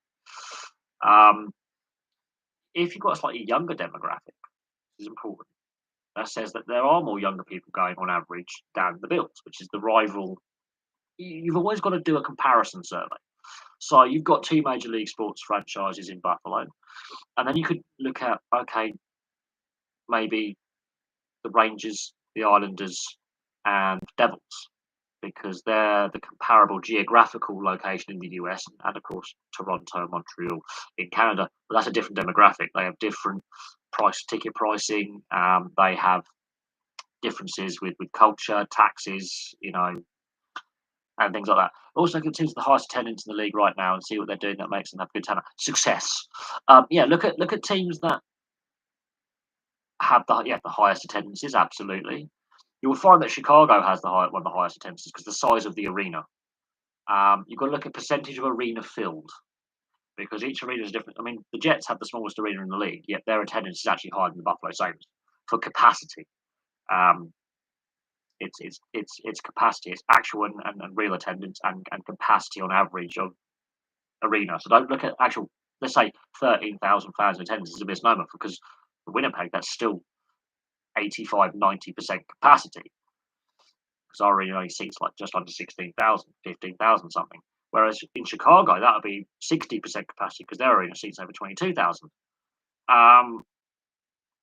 So the actual capacity of an arena, as in the number of seats in there, is a misnomer. You want to look at percentage of capacity on an average night, plus then you want to look at actual and real attendance because the corporate tickets, and percent, and is there a waiting list for tickets? So some teams it's over 100%. That means there's more fans wanting to get tickets than tickets are available. That is interesting. There's different KPIs and various things, but you want to look at percentage of arena filled, which is a misnomer because some arenas are bigger than others. And Arizona's arena from next season is going to be 5,000. So if they sell that out every night, they're going to have 100% capacity. But fans in attendance is going to be ridiculously low because it's a temporary fix until Tempe is built, right? Their new arena. So from next season, Arizona is going to have a flawed figure because they're going to have most likely a sellout every night because the arena is so small. But then the queue for tickets is going to be longer, so they're going to be at capacity every night. regardless of how the team does. Whereas places like Buffalo, where you're not currently even hitting 80%, I think percentage field is more like 75% capacity or something. That's telling. And then you've got to take into account COVID restrictions, which reduce capacity, and then see if they're still hitting capacity. There's different things to look at. But the Colorado, good team. Islanders, new arena, bad season. Not a good season. So that's something to consider. Um, but COVID impacted them. So I think with the Islanders is one you want to look at going, they were impacted by COVID. Here's one for you. Look at the Montreal Canadiens this season. No, because they've had quite. You want to look at someone that's not had COVID restrictions, that's had full capacity available. 51%. That's got to that. Wow. I know certain states haven't had the COVID. What team had the lowest capacity this season? As in lowest attendance percentage of capacity. It's either got to be Arizona or Florida. Or Florida have had a good season. So and Arizona have actually had a lot of fans turn up because they know it's the last season in the arena, so they've suddenly bought these reduced price ticket packages. What is the lowest percentage of capacity? So lowest attendance figure for percentage of capacity this season? Because it cannot. That is. Bear in mind, COVID's obviously had an impact on attendance figures, which has skewed it. I'm going to be. That is. Oh wow! But Canada's had restrictions. Canada has had restrictions, more restrictions than the US. Oh, that is bad. And they're saying move Arizona. Arizona are sorting out their new arena, so they're going to be in a temporary arena, which will then affect attendance figures and capacity percentages. Look what is interesting though. Where did those teams finish in the league? Where did those teams finish in the league? They haven't made playoffs. Those teams didn't make playoffs. Regardless of COVID impacting that. Now, however, with the restrictions, you've got to go by what the restrictions of capacity allow within the arena. So let's say you were limited to 500 fans and you've got 500 fans, that's 100% capacity. It's your capacity limit. So if the local state is saying you can only have 35% capacity out of an 18,000 seater arena, and you hit that capacity, that's 100% fans in attendance. So you have to bear that in mind that COVID does skew these figures, but 51% overall is really bad. That is the lowest I've ever seen Buffalo hit. Now that's with COVID. That is saying something to the Puglia. Is it Puglia? Puglia ownership, the family that own the team. That's got to be saying something. That's something they need to fix. Yeah, but if you're at half, that's where the survey is skewed, because if you were told you're having no fans in attendance and your capacity is zero, and you get zero, that's 100% capacity filled. If you're told your capacity's got to be reduced to 500 for this game and you get 500, that's 100% capacity allowed. It's allowed capacity because that therefore Peglia. Well, that then skews the result. But if even so, with 51% in attendance, with variation because of COVID, that is the worst I've ever seen for the Buffalo Sabres. And I've been following studies about capacity numbers. That tells you that 11 years of no playoffs and then COVID exacerbating that. And a lot of sports leagues and teams are figuring this out with reduced capacities and reduced attendances and people staying away even though the restrictions have been eased. 11 years of no playoffs. 11 years where your season ends at 82 games. We're not in the postseason. We don't have a minimum of 16 more games. Well, a maximum of 16 more games, actually. Minimum, maximum 16. Or technically a minimum would be 4, but extra games on top of the 82. That tells you something. That tells you when your franchise player Eichel's been traded out. That tells you that it's now the lack of success and the lack of competitiveness and mediocrity is turning fans off. Turning fans off in big numbers. That is bad. But then you've got to remember the Canadians can't cross the border, so you've already lost from that Canadian fan base that can't access the border being shut, can't come to the US to watch games. So that those fans from Ontario and Quebec not being able to to come into the arena, into Buffalo, because of the border closure. That's had an impact. That's still bad. And for a fanatical fan base like the Saints, and they are, and they keep turning up. You, they cannot. I don't know. I don't know what the average ticket price is for a Sabres game, but they've got to go. We're going to drop the ticket price by 20% initially to see if that attracts fans back in.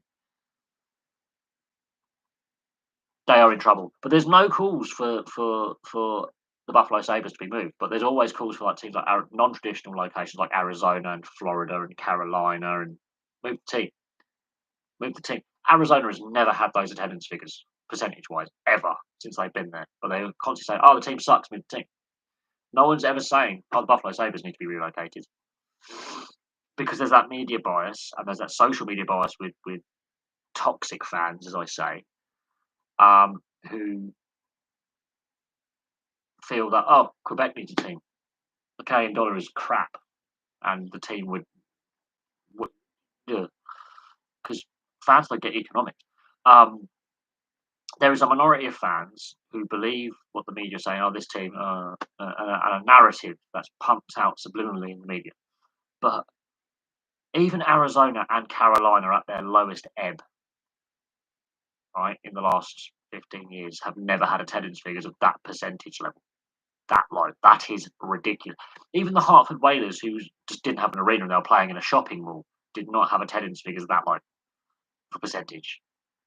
That's something that could happen if Darlin, for example, is injured next season, let's say, or he guys decides, you know what, I want to trade out of here as well. I'm not happy in this organisation. I don't feel the team's going forward. They're in trouble.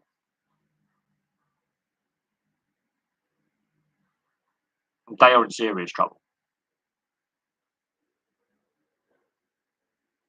That says to me that the direction the organisation is taking, they are in serious trouble.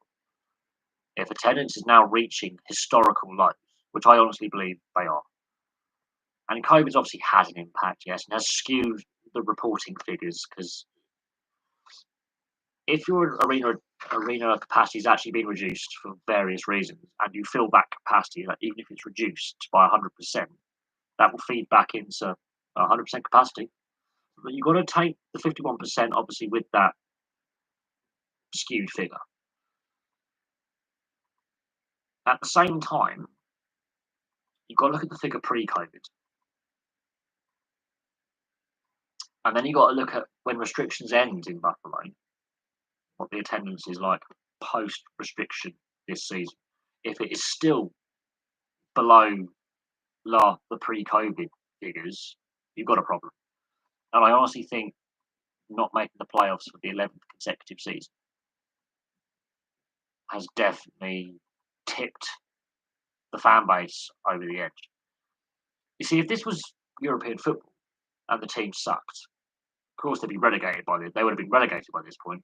There'd be fan protests outside the training ground, outside the club's head office, outside the stadium on a daily basis. If this was European football, the fans are on the verge of rioting, quite frankly. You know, stopping play, getting on the, trying to stop the game, protests within the arena.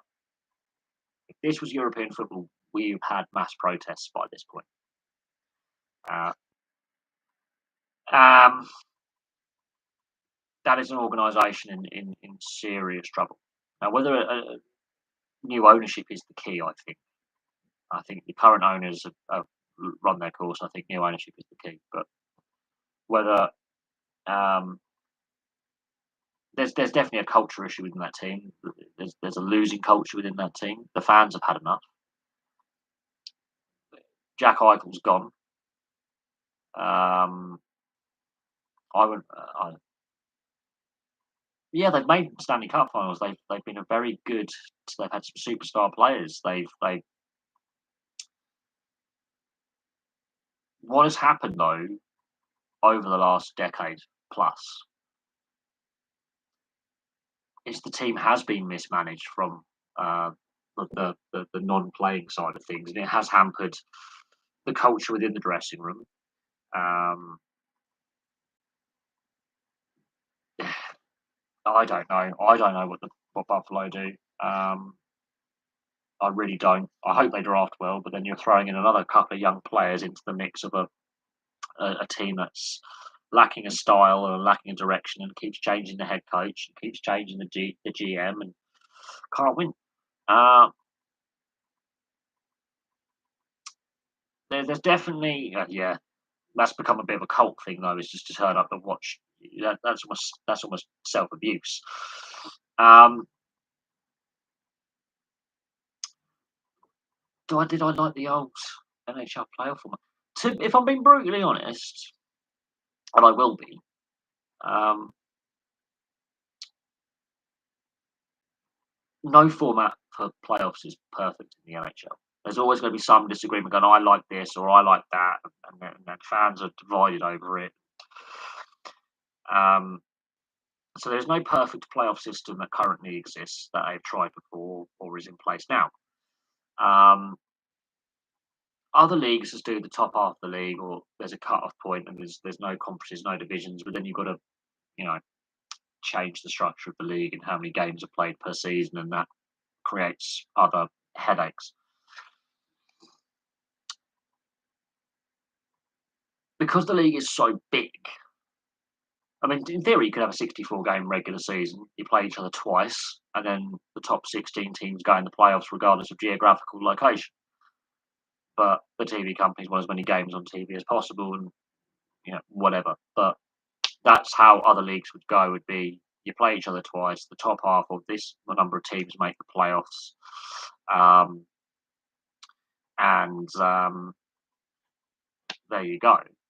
Um, because of the size of the league, you could either have 4 or 8 divisions and 2 or 4 conferences. Whether you should go to the top 4 from each division, make the playoffs, and get rid of the wild cards. Whether you do bring that play-in round, which we had during COVID. There is no perfect playoff format. There's no perfect regular season format. There's no perfect division format and conference format. What you see is what you have. Now, Seattle joining has balanced up the divisions. We can all agree on that. And Arizona have been a bit shafted. But we can all agree that Seattle joining has balanced up the conferences and the divisions that have been lacking even before Vegas joined the league in 2017. There was an imbalance towards the east.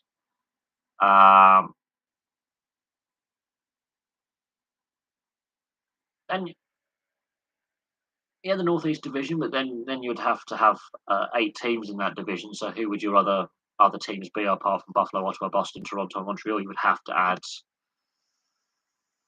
both New York teams and Boston to that division. And then, oh no, you have got Boston in there, but you have to have both New York teams and New Jersey to that division then to make that division work. And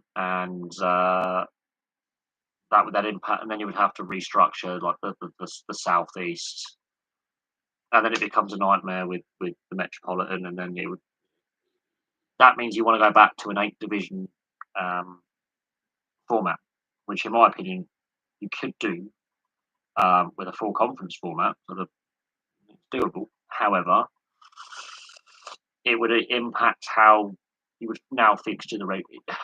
As I say, there's no perfect way to format playoffs and postseason. Um, there's no perfect way to do it. Whether the NHL decides to look at changing the playoff format at the next CBA, um, we'll have to wait and see. Obviously, the playing round was an emergency measure, but some people were in favour of keeping it, and that's been discussed. Um, but I wouldn't be surprised if the NHL does consider looking at its playoff structures going forward, and maybe looking at the playoff format being, tweaked again. and maybe looking at the divisional alignments and the conference alignments, but we've just got the conferences and divisions balance, and it's taken 20 years. So I think we'll see what happens going forward, but we've now got the balanced divisions and conferences for the first time in a while. There's a bit of stability in the league, so we'll have to see, obviously, what happens going forward. But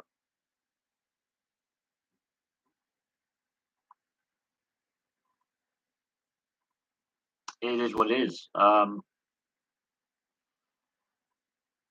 As I say, there's no perfect. The East Coast of the US and Canada is so congested, though, especially in the Northeast, that it does create headaches and it does create headaches for the rest of the league because of the travel distances. Um, so that's something that has to be considered.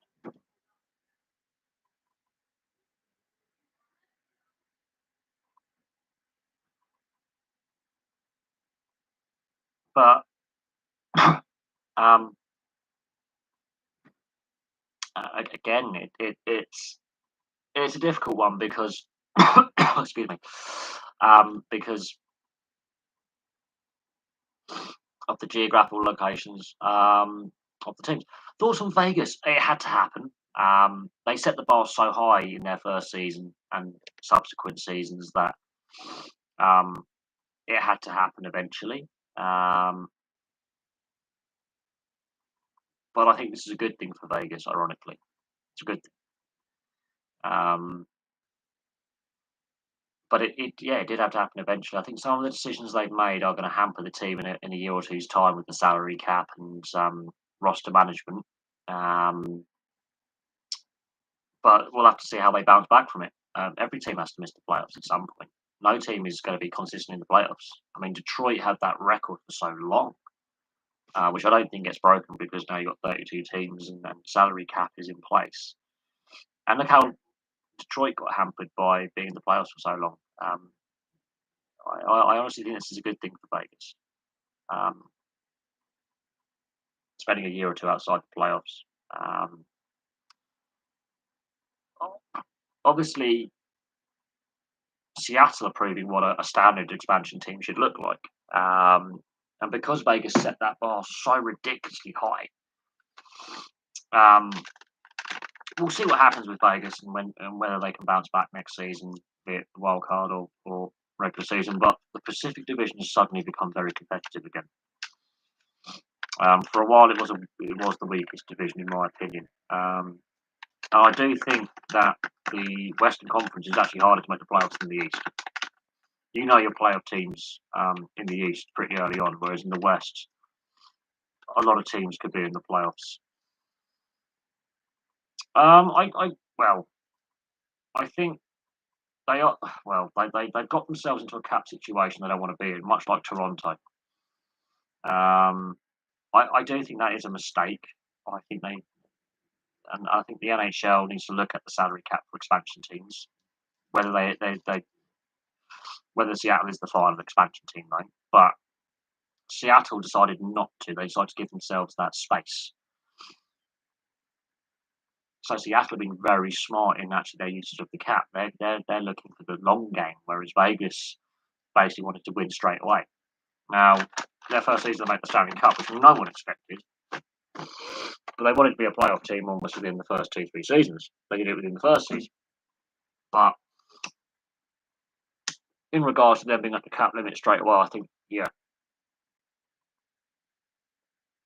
they've basically been trying to just get round the salary cap. There could be a lot of trades from Vegas in the summer. They could be trying to trade off some pieces in the summer to make themselves cap compliant, to give themselves that space going forward. The Jack Eichel trade is going to be a problem going forward. Getting Jack Eichel, Stone, a big name player is leaving Vegas in the summer. Big name player is leaving Vegas in the summer. Whether it's Robin Lehner, Eichel, Stone, Pacioretty, a big name player is leaving Vegas in the summer.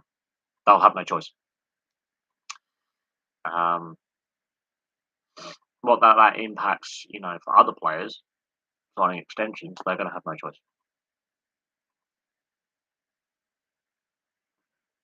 Also, being expansion draft exempt, I actually now think has actually really caused problems for them. Uh, at the time, it was seen as fair as they're still a new team, regardless of their success. But they are designed to win now, and they missed the playoffs, so they can't win now. So they're now their plan. They're going to have to enact Plan B, which is trade some players off, not extend some players, and try and work with them some roster management. They're in roster management hell. They're like Toronto. If Toronto fail in the playoffs this year, they're in roster management hell as well. Toronto need to succeed this year, get out the first round, maybe make a conference final. Otherwise, they're in trouble as well, and the fan base will start to get restless. And Carl Dubas will be under a lot of pressure for his roster management. Some teams have really mismanaged their rosters, but this is what a salary cap brings. Teams like Seattle and Arizona have a stupid amount of cap space, stupid amount, and teams aren't utilising that. Um, So yes, Vegas have screwed up their roster management. If they'd won the Stanley Cup by now, the fans wouldn't care. I think there's going to be pressure put upon the GM. Is Vegas the? Yes, Vegas is what Seattle couldn't be. They've raised the bar so high though with their first 3 seasons, 4 seasons, that it's been very difficult for them to keep. But look how teams that made the latter stages of the playoffs last year, Montreal and Vegas. They made the latter stages of the. Montreal made the Stanley Cup final. Vegas made the conference final. They're not in the playoffs this year. They've missed. And Montreal, the first Stanley Cup finalists to finish bottom of the regular season standings in history. They have really both their teams have really screwed up their cap and their roster management. Now Vegas have got a lot of players on big money, whereas Montreal got Carey Price and Shea Weber on big money, and they're injury prone and they're in the end of their careers, and they've got lengthy contracts. This is the debate that when UEFA do implement their new spending rules, teams will start having to look at their squads in football and moving. And I think this is where the MLS will benefit from uh, uh, the talent being forced, I think, to leave um, European football and then look to the North American MLS as an alternative to earn money because they're going to be constrained with salaries and transfers. But no, Vegas did bring a lot of new fans to the sport and massively grew the product to a wider audience on the West Coast, in the Southwest, which teams like Arizona um, have failed to do. And to a certain extent Dallas, because that was a relocation, and Arizona and Dallas were relocations from north, basically, traditional locations. And they haven't quite, and same with Florida as an expansion team in Florida and Tampa. Tampa have obviously had success, Florida haven't. They haven't quite got, fans necessarily having the positive impact.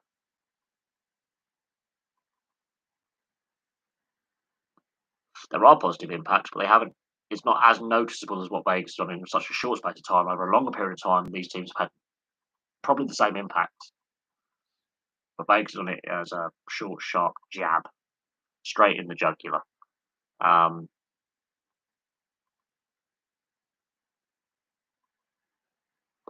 but look at their match night experience. That's a good one, Dan. Look at Vegas's match night experience and what they offer home fans and away fans with the match night experience.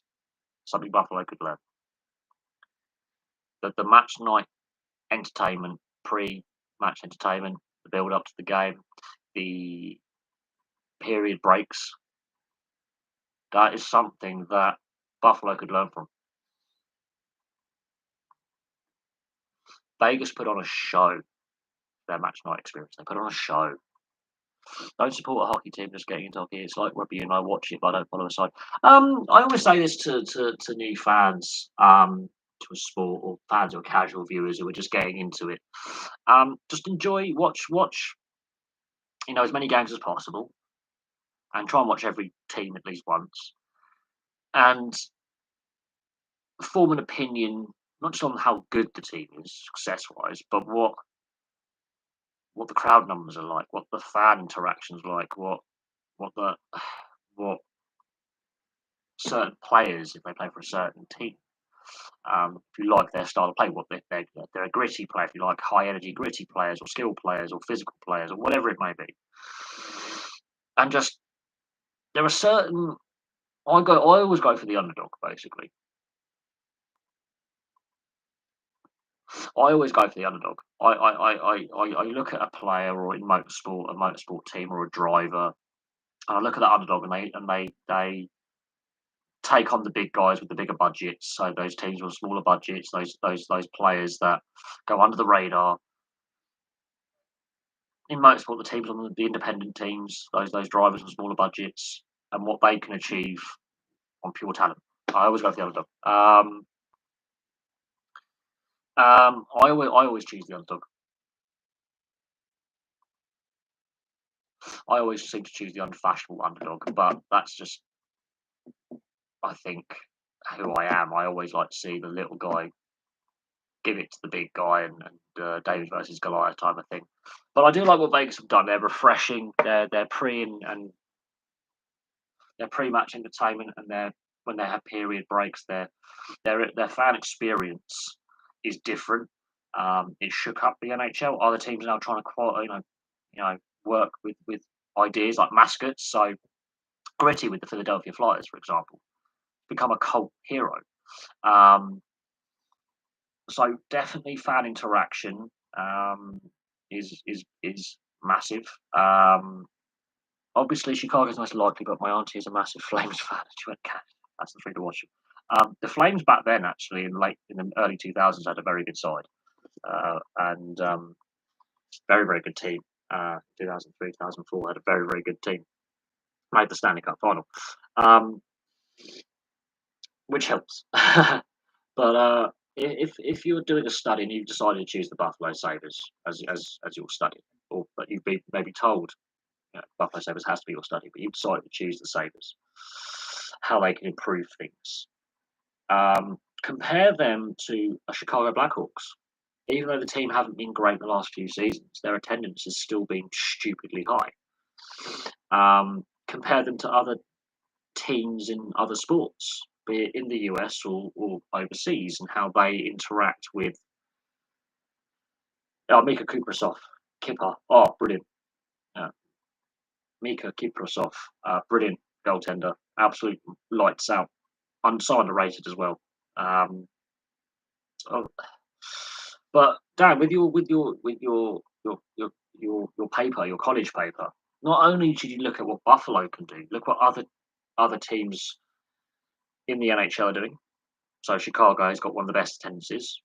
So look at the top percentage of attendance, which I think is Chicago, and the Rangers as well. Um, and then look at other sports teams around the world. It's not just in the US and Canada. You want to look at other leagues and other sports and other teams globally, and that means you have to look at stats and looking at attendance figures. You want to look at that. You want to look at what, like Newcastle United will always sell out. Towards the end of the last year, fans stayed away and were protesting.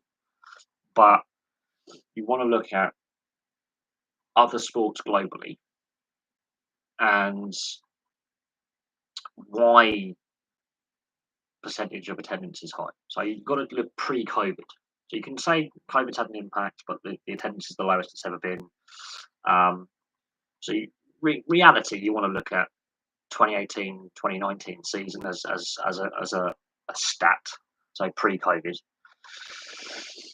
and then you want to look at attendance over time, percentage of attendance, and work that into your study. And then you got to look at where teams were struggling globally for getting fans into attendance, um, whether they were successful or not, and look at their solutions to improve the match night experience. And ticket prices are a big thing. Concession prices for like food and drink are a big thing. Merchandise prices are a big thing. Ticket packages, membership packages, a whole host of things. You want to broaden your data collection to not just the Buffalo Bills as a comparable in the market you're looking at, the sports market you're looking at, the catchment area, but look at, you know, other leagues and other teams abroad. Um, would honestly, I think, go a long way to help you, because every sport and every league and every team is unique. But you want to look at comparable teams within the league. You want to look at obviously the Buffalo Bills and then work out what they're doing. Is it as successful? Is it less successful? And then you want to look at fan surveys, what fans regularly report back of their experience, their match night experience. And you can definitely look at Premier League football or the NRL or the AFL or whatever league it is. Can I think of any teams that had a rapid increase of attendance that wasn't performance based? Um, Sometimes it is the relationship between the team owners and the fans. Sometimes it's to do with the um, upgrades to the stadium or arena. I know uh, in um, in football, a lot of teams have decided to expand or upgrade or refurbish their stadiums in European football, and that's had a positive or sometimes negative impact on attendance. But ticket price is a big thing. Match day experience is a big thing. So that fan engagement, where you have those competitions, where you have like pe- fans taking penalty shots or um, little five-a-side tournaments for kids, school level kids. During the period breaks, we have on ice hockey. I've seen it with on ice entertainment, giving away free tickets to schools and youth clubs to then down the line in the long term you get more fans coming in because they invite their friends along and their family friends along and they get the family packages. But definitely a lot of it's to do with arena maintenance, like making improvements, so freshening up, refurbing areas, um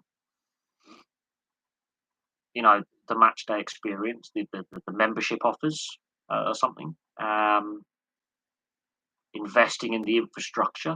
um Community outreach has an impact, and sometimes actually a big name signing can definitely increase interest, and also local media has a massive, not national, local media has an impact because they will probably reach more people locally through social media as well. Can have an impact. Lots of things. I'm trying to think. I can't think of an individual specific team. But I know generally sports wide there are ways to increase your catchment area, your building up rivalries as well with a rival team. Um, there's various things, but then you've got to look at historical moments in sports. So yeah, Diego Maradona going to Napoli, David Beckham going to LA Galaxy. Those moments where Wayne Gretzky going to LA, for example. If a team has been mediocre for a while, suddenly that big name signing creates a surge of interest from not only the fan base but the culture within the dressing room, which then improves performance. So sometimes if an owner decides to go for that big name signing, um, biggest rival, that's I think a problem for the Buffalo Sabres is because they've had that lack of playoff success and lack of postseason appearances and not making it so long. Geographically, it would be Toronto and Montreal and the New York teams and New Jersey. Geographically, Boston to a certain extent. So you've got the Ontario teams in Ottawa and Toronto. Toronto, I think, is the biggest neighbouring fan base. Obviously Montreal as well, and Ottawa to a mild extent. But because they've had that lack of entering the playoffs and having that playoff feud like Detroit and Colorado had back in the 90s, that has an impact. The geographical location doesn't help, quite frankly. I can't really think of what the Sabres' biggest rivalry night would be, but rivalry night is a big thing. So when you have that visiting team, that divisional playoff rival, like a Toronto, like a Montreal, like a Rangers or an Islanders or a Devils, you want to sell that. That's something else. So you've got to think what the Sabres' biggest rivals are historically. So when they are the visiting team, you have rival night, where they do a bit of pre-match build-up with, images of the past with the rival teams are there, be it, Philadelphia, Pittsburgh, whatever division or historical rival it is. And they build up the build-up to the game. That can definitely have a bearing on attendance. Making a big fact of this is our big rivals. They're coming to town.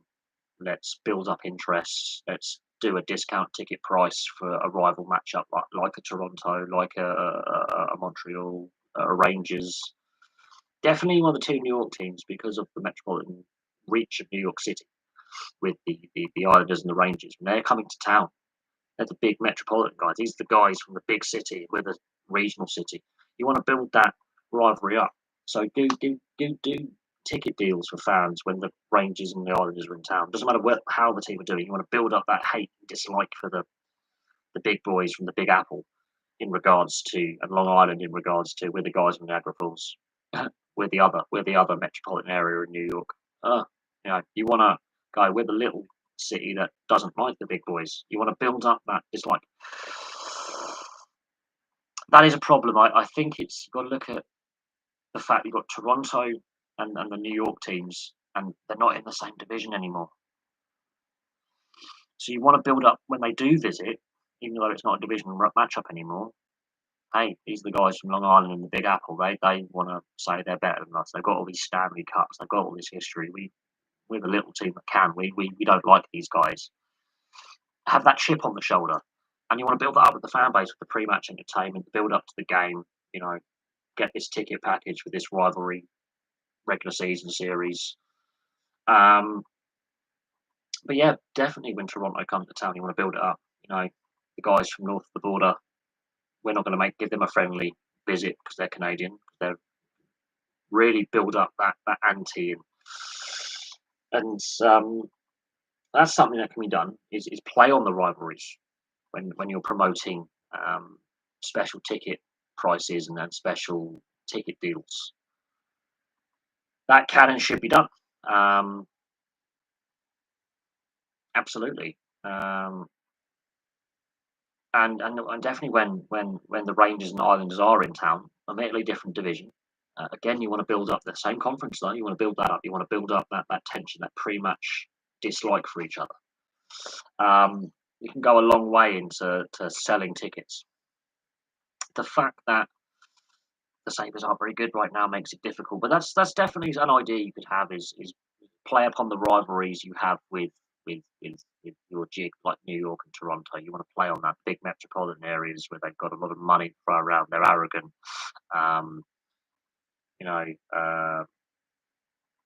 They're two of them are original six. The Islanders are the first team to win it like 4 years straight Stanley Cup. You want to build upon like the history of the rivalry between the teams historically. You want to build upon that. And even when Dallas are in town, the foot in the crease. Remember that? That kind of, especially with conference and divisional rivals, you really want to sell that as a ticket package when these guys are in town. We want to pack out the arena. We want to make it a hostile atmosphere, not friendly. Really build it up. That's definitely a marketing ploy that has been employed by other teams, be it on TV or in the stadium. You want to build that up. So just ideas for your college paper. Whether put those ideas onto paper is up to you, but that's definitely something that can be done, and you can link that into the pre-game and the ticket price. You can link that in. I've seen a lot of teams really, and a lot of media as well, when they've got the TV rights, media rights, they really build up the rivalry. They do it the week, 2 weeks before. This is the coming game. This is the game of the week. This is the game of the round. This is the thing. 19 straight playoff series.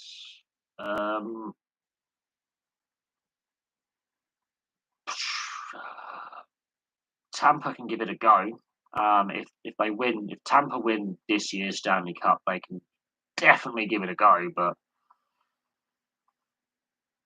not with the salary cap era. I mean, Tampa is the only team right now that can do it, but they would have to win 2 more Stanley Cups and make another Stanley Cup final to equal it. They'll have to win 3 more Stanley Cups in a row to do it, and it's salary cap era. And I think the Florida Panthers are going to give them a run for their money this year in that conference and division. And so are Toronto. Toronto put it together this year. They could go on a run.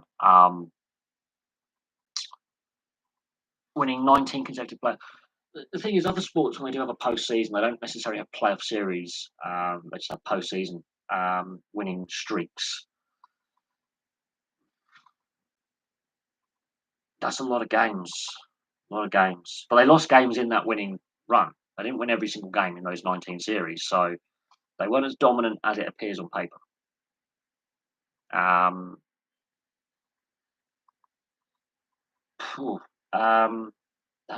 That's difficult to quantify. But they did win 4 titles in a row. That is hard to do. Not every league has a postseason format, so you have to bear that in mind. I don't think Tampa win 4 in a row. They would have to win 5 in a row to surpass the Islanders to hit 20. So the only way that's going to get broken is if the Islanders right now win 3 more Stanley Cups in a row, and I can't see them doing that. Not with the salary cap how it is, and not with some of their key core players getting older, like Stamkos and Kucherov. I just don't know. The only that is so difficult. So difficult. I don't think it gets broken, but you have to look at the era they were playing in. The league was smaller at the time, and 16 out of 21 teams made the playoffs. So some really bad teams were in the playoffs every year. That by today's standards wouldn't be in there. And Tampa would have to win 3 more Stanley Cups to hit 20 in a row, on top of what they've already won, and I cannot see Tampa doing that. And that's just me being blunt and honest. I cannot see Tampa winning 3 straight Stanley Cups on top of the 2 in a row they've won. Modern era, it depends what you class as modern era. Post salary cap or pre salary cap post 1967, because you've got the Montreal Canadiens and the Islanders and the Oilers being so dominant. And then since 1990, you've got Detroit and Pittsburgh in spurts, and you've got the Blackhawks. But then the salary cap era really distorts that, so it would probably be Tampa right now. 80s onwards, Islanders 4 in a row. They won 4 in a row, and the last team to win 4 in a row. The Oilers won more in a similar time frame, but the Islanders are the last ones to win 4 back to back. but the salary cap it wouldn't have. The fact that Tampa have won two back to back like Pittsburgh did before them, it's if Tampa do it this year and make it three in a row, then that would be the best in the modern era because of the salary cap. If the salary cap isn't there, I don't know.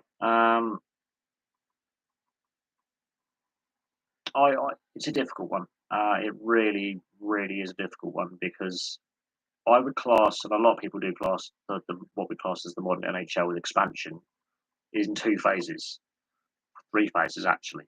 1967 through till I think it's 1980 with the WHA expansion.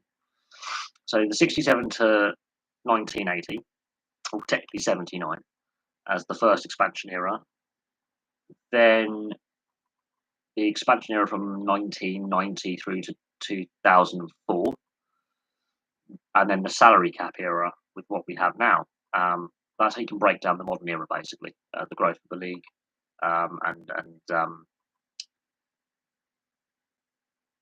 yeah, the Devils as well. Yes, don't forget the Devils. They from the 90s onwards, and the Penguins have had 5 Stanley Cups in 32 years. So it's basically one every 6 years for the Penguins, in theory. In practice, that wasn't the case. Colorado had a brief spell where they were good. But yeah, you can break it down into 3 eras in the modern era: 67 to 79, 80 to 90, 90 to that 4 eras actually, and then 90 through to 2004, and then salary cap era. So since the salary cap era, there's only a handful of teams that have won it multiple times, and only 2 of them won it back to back, and that is Pittsburgh and Tampa.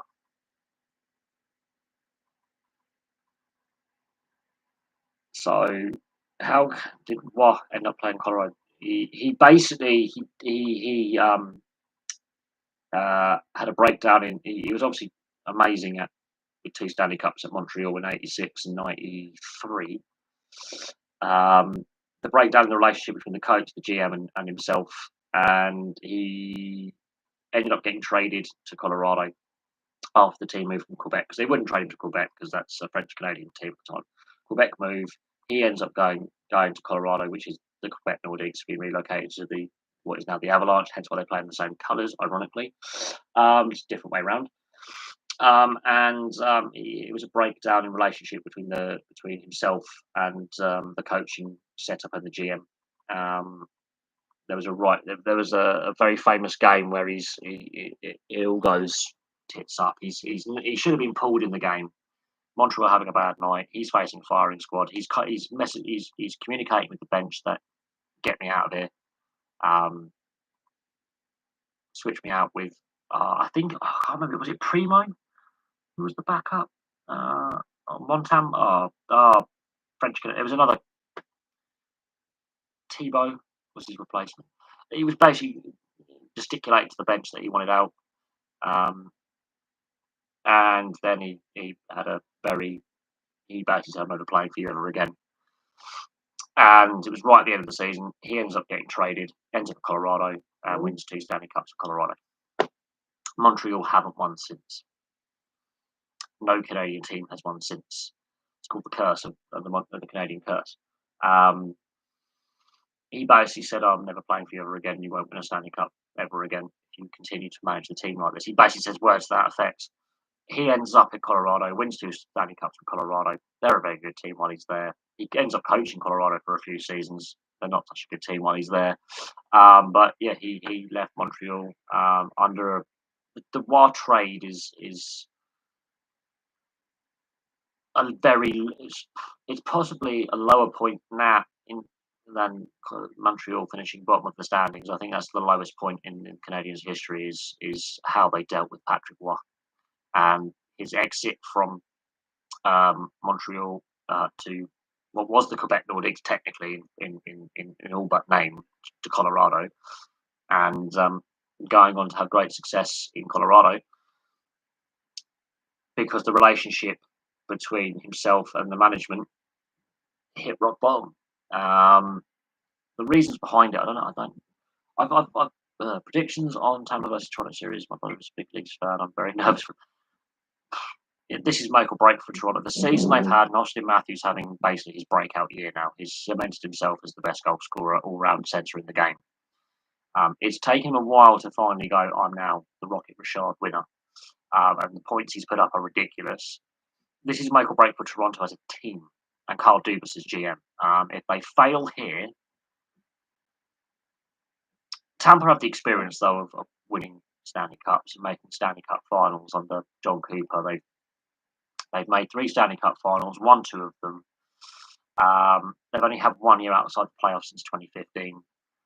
Toronto haven't won a round for a long time, basically. Toronto haven't won a round, I think, since 2003. So while they've got all these great players in their team, they haven't got out the first round for quite some time. I think it's like 19 years or something. It's pre-lockout, basically.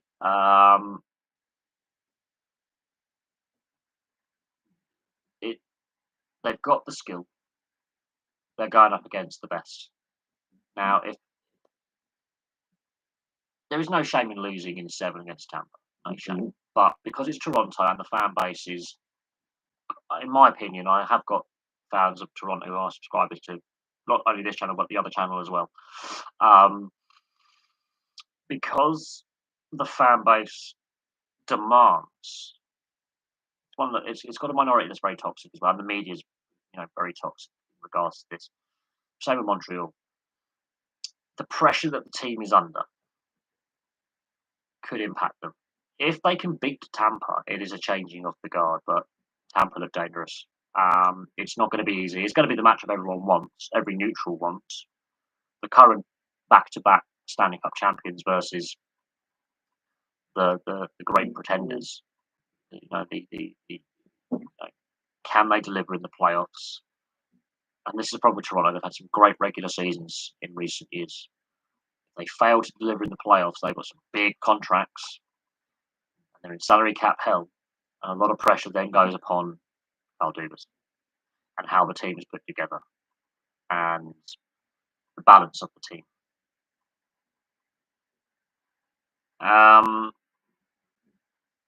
If they make it out the first round, they are going to be dangerous. But the same applies to Edmonton with Connor McDavid. The same applies to Calgary. The same applies to a lot of teams. Florida. A lot of teams have got that pressure on them because of how they've done in the regular season.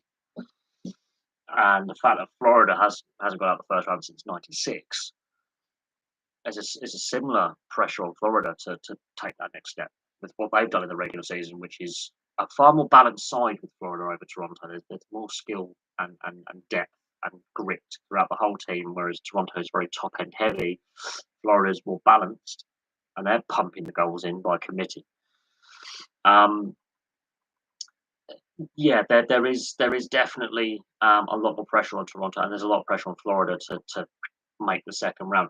I think Tampa playing Toronto in the first round benefits Florida, ironically. I think the Panthers, that would be a huge relief to them watching those two sides beat themselves up over 7 games. But they've got to win their game. Same with Minnesota. They have a very poor playoff record. How they not mismanagement? Mismanagement, quite frankly. They made a couple of conference finals, but it's mismanagement. And the expansion, they lost a lot of players in expansion in '67, and they didn't adjust to a bigger league, going from 6 to 12. And there's lots of reasons, but Howard Ballard, the former owner, for a long time, really, the team was so badly mismanaged. And they spent a lot of money, and they got close a couple of times. Early '90s against LA, there was an incident where Gretzky did a high stick and got away with it, and ended up scoring the winning goal in Game 7. I think that was in '92. They were on the verge of a Stanley Cup final, and I think they've had another conference final appearance they've just been mismanaged for years of mismanagement. Um, um, it's the best way to describe it. Poor off ice management, some poor trades, spending a lot of money, toxic ownership for a large period of that, and then more teams joining the league. And when you've got teams like the Canadians, the Islanders, and the Oilers from the 70s through till 1990, winning pretty much all the Stanley Cups apart from a couple by the Flyers, Calgary, and I think that was it during that period. Um, but no, they've got the players. It's unfortunately their salary cap is tied up with about five of them, and they're too top heavy. They don't have enough depth scoring, and they don't have enough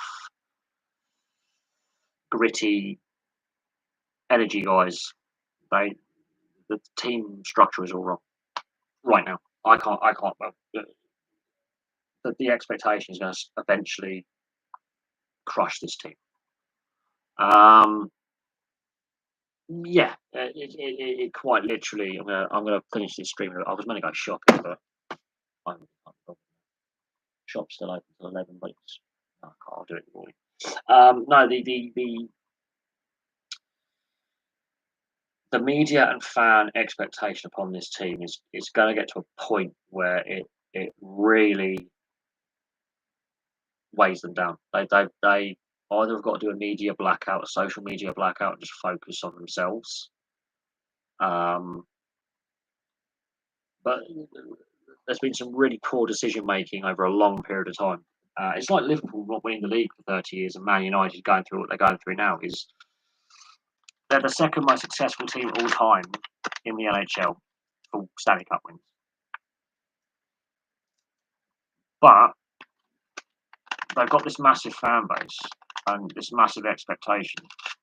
And they've had some great regular seasons. And they've had some great players play for them. Um, you know, since '67, they've had some world class players play for them. But at the same time, they've mismanaged the roster consistently. They've got this unhealthy demand that they win every season. Um, there's no patience with the fan base. There's no patience with the media, local or national, and automatically the pressure was huge. Same with Montreal. That's another reason why Montreal, I think, have struggled a lot um, since '93. Is again the pressure, the expectation.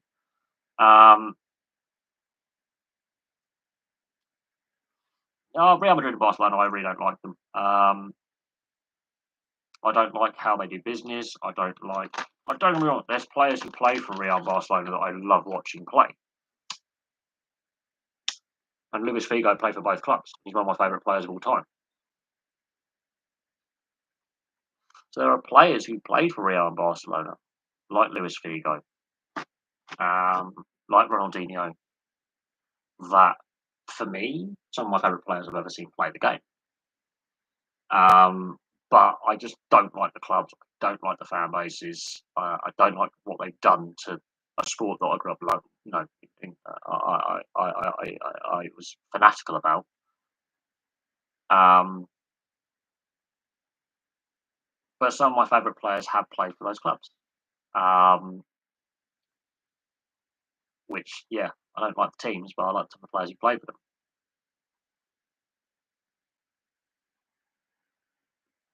But Real Madrid is a club everyone loves to hate, and Barcelona has become a club that now everyone loves to hate. People idolised Barcelona for so long, but actually it turns out there was a very toxic element to the team, to the structures, to what was going on there. But my favourite team is Athletic Bilbao. Um,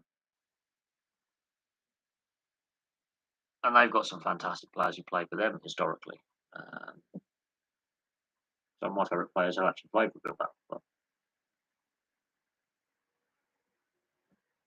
Again, it's subjective. I mean, I don't get me wrong. I loved Mark Overmars and Dennis Bergkamp and Thierry Henry. I don't like Arsenal.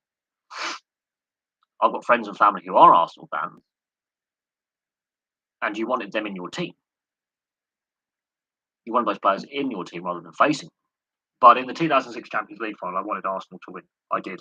I liked the style of football they played. I just didn't like Arsenal themselves. Um, but some of my favourite players have played for Arsenal. Um,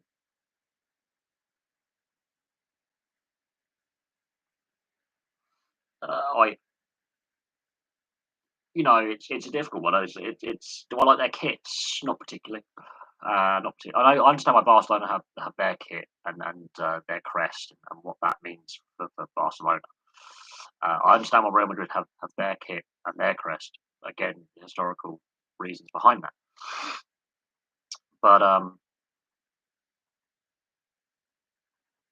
nah, they're not my favourite teams, not by a long shot. There are players who play for both clubs that obviously are Luis Figo being one, Ronaldo, Ronaldinho. I mean, Figo, I think, is the only player to play for both. Um, uh, so some great players have played for these teams that I don't like. Asking because I generally don't know what Ryan Giggs did wrong. Was he never? His personal life is what he's done wrong. On the field, he was brilliant. Off the field, he's a nasty piece of work. It's complicated. You'd have to read up on Ryan Giggs and his controversies off the field and his legal troubles off the field. On the field, brilliant player. That goal against Arsenal in the FA Cup semi-final replay, one of the best goals in English football, at least, if not of the 90s. And he was a one-man. He actually started out playing rugby league at one point, and was scouted at a rugby league thing, and then he switched to football.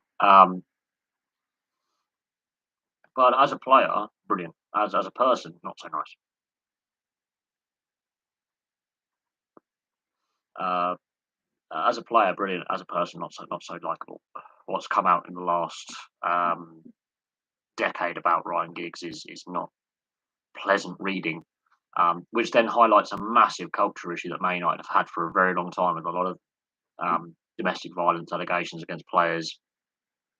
Um, Not very nice on a moral compass. Some of the things that have come out about what their private lives and some of their private lives. If you have an affair or a marriage breakdown, that's one thing. But some of the things, I mean, Ryan Giggs has been charged with domestic violence and assault and various bits and pieces, and he had an affair with his brother's wife. And so, on a moral standpoint, probably not the nicest individual. But as a player, brilliant. One club man. Could have played for England as well. Um, Left-sided player, which is England have lacked in the 90s and the 2000s, could have definitely impacted the England setup had he decided to play for England. Absolutely brilliant player, great fitness. He's played into his early 40s on the wing. So definitely one of the best wingers European football has seen. Dangerous with the ball at feet. Dangerous runner of the ball. Fitness could not be questioned.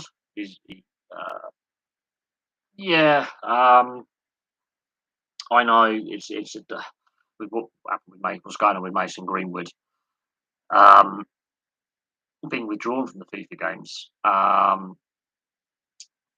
But it is what it is.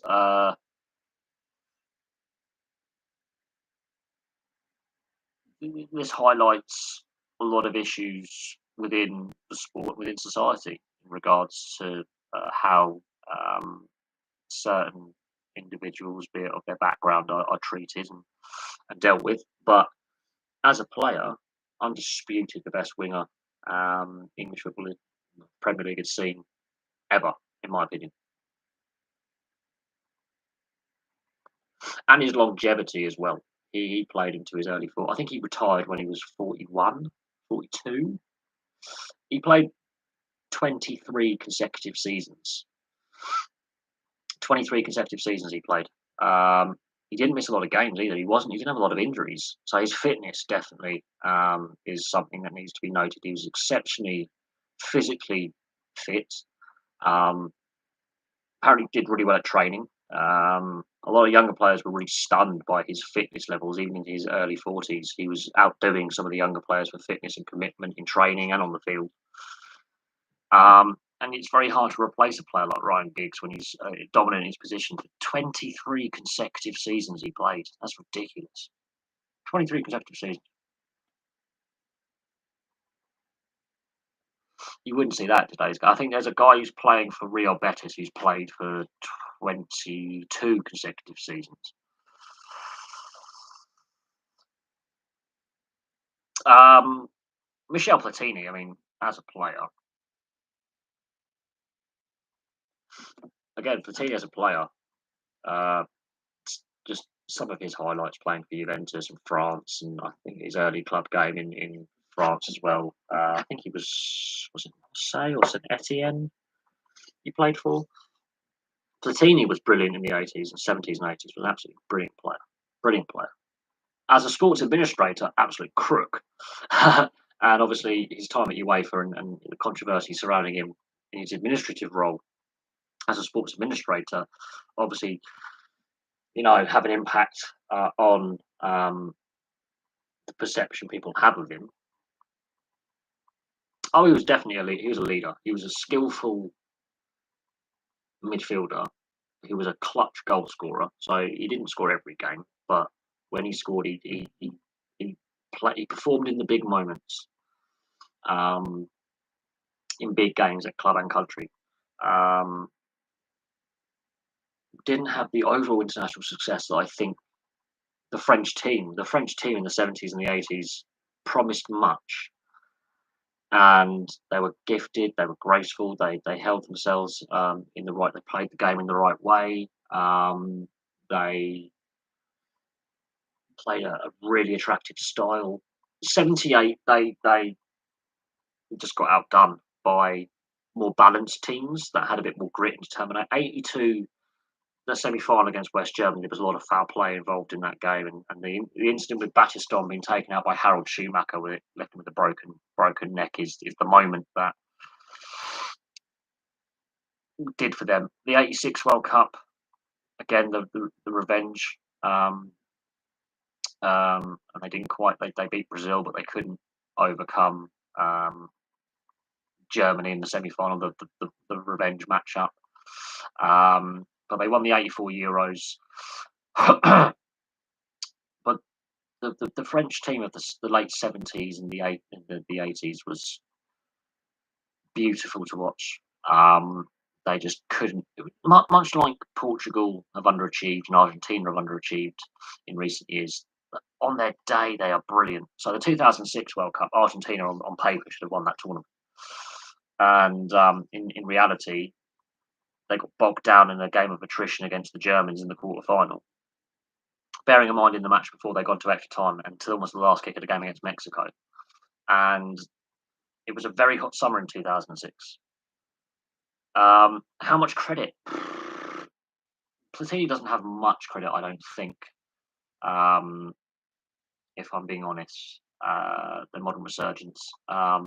They just had a good crop of players coming through in the 90s, mid 90s, and the early 2000s that all peaked at the same time in 98, 2000. They had a crop of players: Zidane, Henri, Petit, Deschamps. Deschamps was a veteran player by that point, but you had a crop of players: Barthez in goal, you had Laurent Blanc in defence, Emmanuel Petit in midfield alongside Zidane.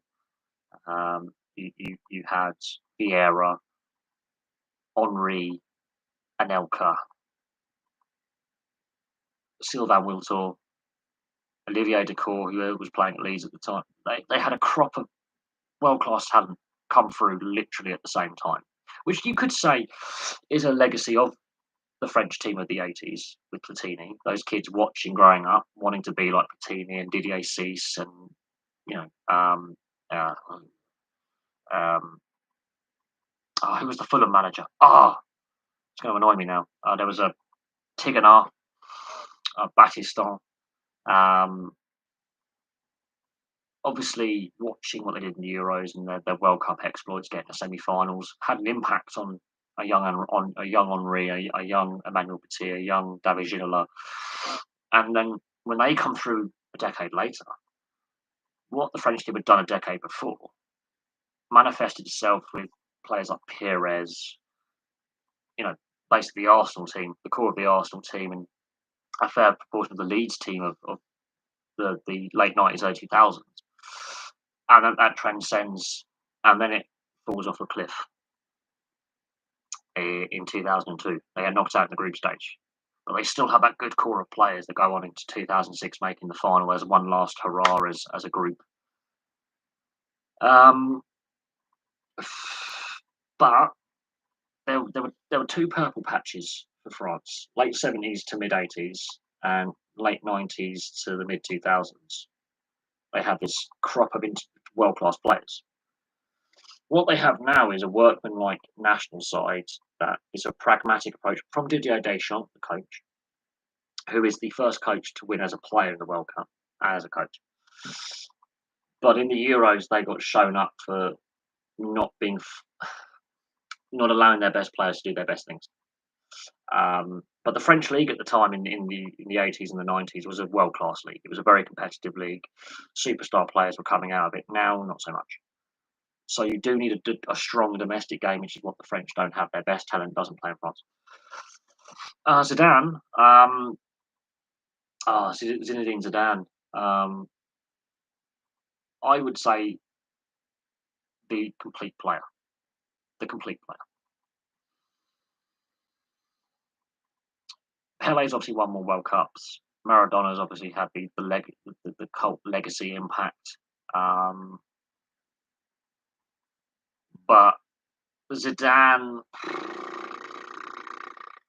possibly the most complete player ever. Possibly the most complete player ever for what he could do.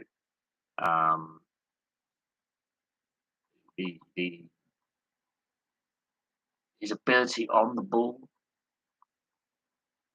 his willingness to do the dirty stuff, the tackling, the marking, the tracking back, which you don't get from other players. Zidane was ahead of his time.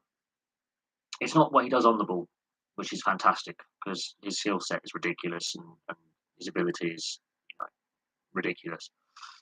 It's what he does off the ball as well. It's what he does off the ball in defence, when he's not got the ball in movement. He's not the quickest player. He's not the fastest player. He's not the most agile player. But he made sure he had space. He uses skill to make space. He runs off the ball. He finds space. I think he was probably better at Juventus than at Real Madrid for his impact on games and playing in a more competitive league that challenged him. Juventus didn't win every season. I think his time at Juventus, I think he was possibly the better player than his time at Real Madrid. There was less toxicity around the club he was playing for.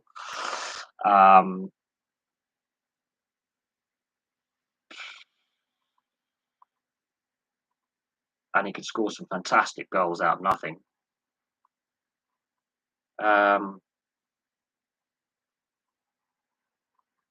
Possibly the best player of his generation. So consistent over such a long period of time.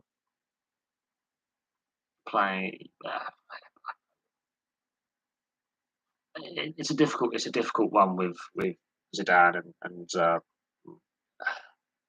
because he had a lot of good players around him.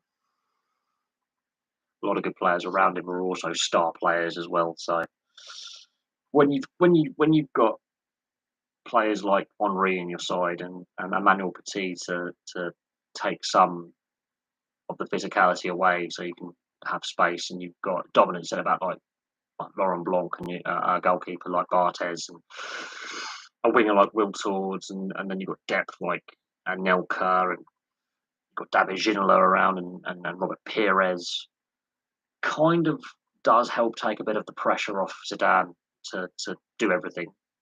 And Emmanuel Petit and Didier Deschamps would make a lot of tackles and distribute the ball, which would ease the pressure on Zidane, and he was able to have that bit of space, and he could do things, and he could get out of trouble, and they're making runs. So the combinations help at both club and country level. Uh, and some of his teammates are chronically underrated as well. He played alongside some really, really great players. Uh, some really, really great players played alongside him. So he overshadows some of his great teammates, who I think are also criminally underrated as well. Um, Emmanuel Petit and Robert Pires regularly get overlooked because of Zidane, but without them, he doesn't have the same impact on the game.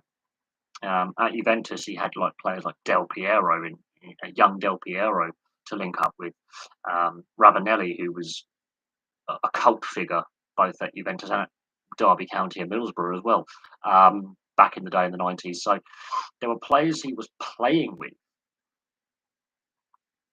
because of what their attributes, what they bring to the game, take a bit of pressure off Zidane, so he actually has more space, and they will do the tracking back and they'll do the tackling so he can have his space. But he would do the same things as a midfielder.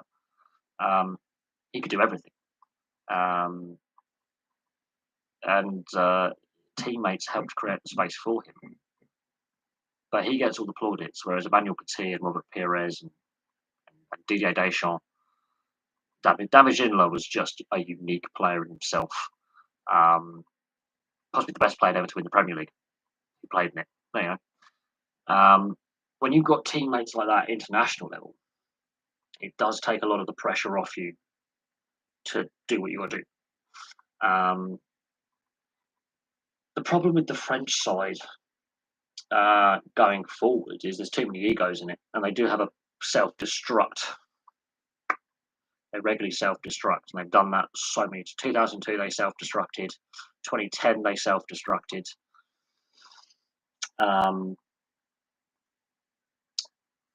2014, did they qualify in 2014? I think they did. Underwhelmed in 2014. 2016 they're hosting the Euros. They make the final, but they didn't play very well. 2018 they had a few good performances, but it was a bit more workmanlike. Last year in the Euros they weren't great. They have a habit of self-destructing, and there's a lot of egos in French football, and they tend to self-destruct quite catastrophically. When it goes wrong, it goes wrong. Um, um,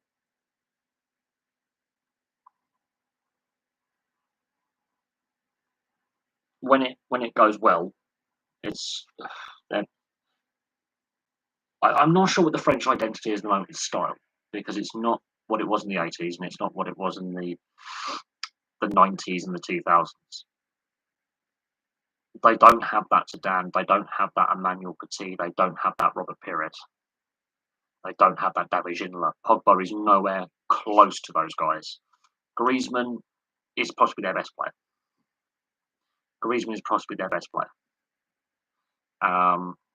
But he's more of a Robert Pires than an Emmanuel Petit, and they don't have that Deschamps, Petit, Zidane combination in midfield. They've got the goalkeeper, there's no doubt. They've got some good defenders, there's no doubt. They've got some good strikers, there's no doubt. But they don't quite have that solidity in midfield where you can have the Zidane, who's the skill player, and the Ginola, who's the flair player. You need a Petit, a Deschamps to solidify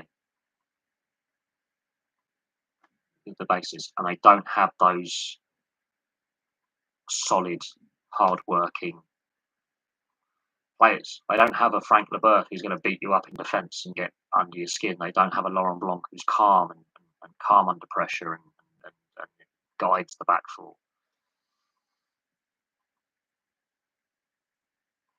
They just the French side right now is lacking that bit of zest, and Pogba's too hit and miss. Um, he's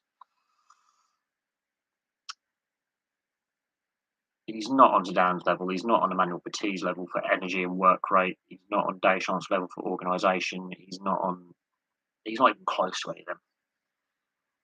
That 98 and 2000 midfield was terrifying. What they have now is Griezmann's good. Griezmann's a class player, one of the best players in the world. Pogba, when he's focused, can be one of the best players in the world. Can be. But his attitude's all wrong. His energy levels are all wrong. His ability is not without question. No question about his ability. But too many things are lacking in his game. I forgot to mention Desailly as well at the back. There's too many things lacking in his game, which for me is a concern. He's got the ability. It's his willingness. His effort level's not good enough. He's too inconsistent. He's too petulant. He's too lazy. There's no effort plays there with his game. The effort plays aren't there. Those extra 5% runs aren't there.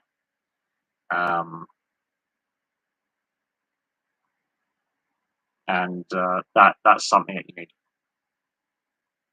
Effort plays go a long way to getting you over the line. And Pogba does not have the effort plays. He doesn't have the commitment. He's too lazy. He's too petulant. Mbappe, there's no doubt on his scoring ability, but in the Euros he was hopeless. And he's got too much of an ego and he's paid too much. The French team of the 90s and the 2000s, only Griezmann, I think, in my opinion, comes close to a Robert Pires type player. And Emmanuel Petit type player for his tracking back. He will do everything for the team.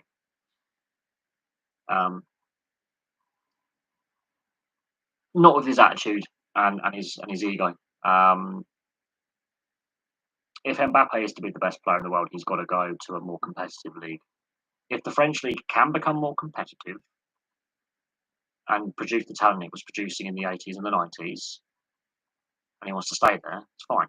But if he was to go to the Premier League, then you can test to see if he's the best player in the world, or the Italian league, or if he was to go to Italy or England, where it's a far more competitive league structure, where defences will be physical, where he's going to have to figure out how to get free of a marker, link up play, coming up against more organised defences, more physical midfields, where any team can beat anyone. Then you can have a fair assessment. The league he's playing in, and the lack of quality in that league. Let's be honest.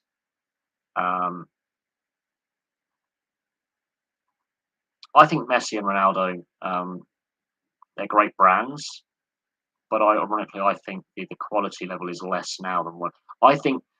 The next 5 to 10 years is going to be where it's make or break for the game, both in Europe and internationally, to get back to the levels of what it was in the 90s and the 2000s for quality, where there's superstars across loads of clubs.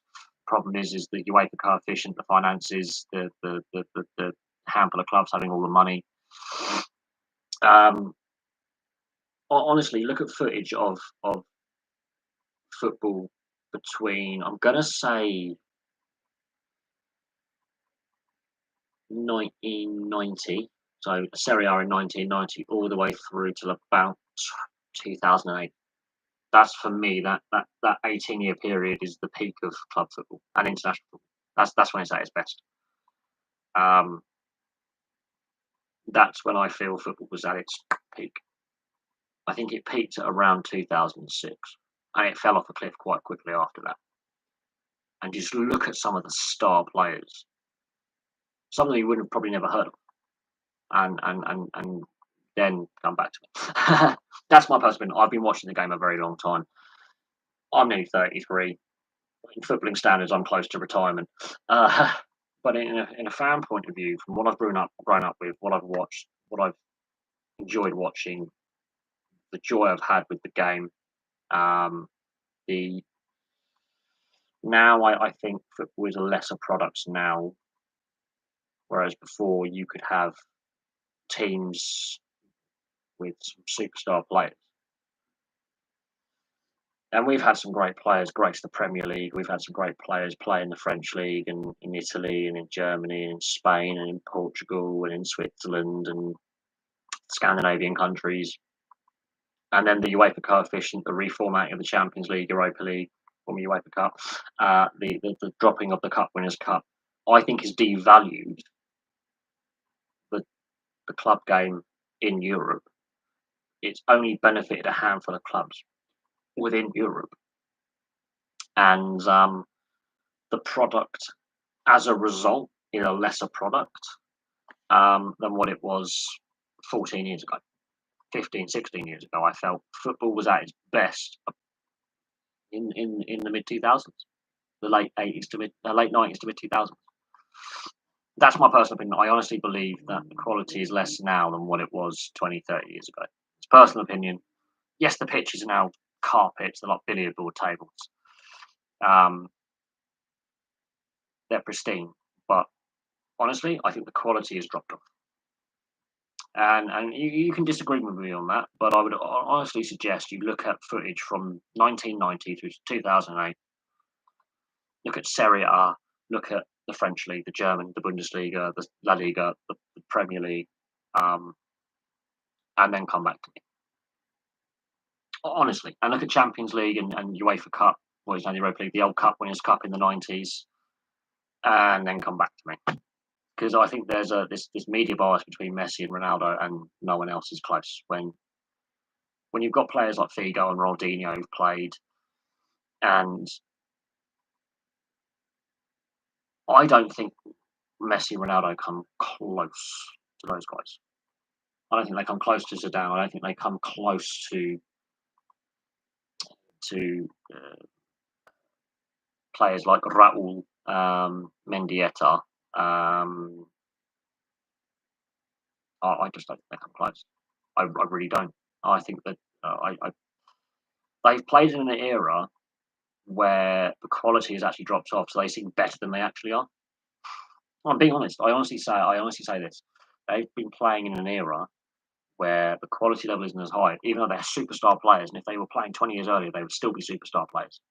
But they are playing in an era where the quality level isn't what it was when they were breaking through. It was harder for them when they were first breaking through. I think it was a better quality product than if they're, than the dominance they've had. There have been some great players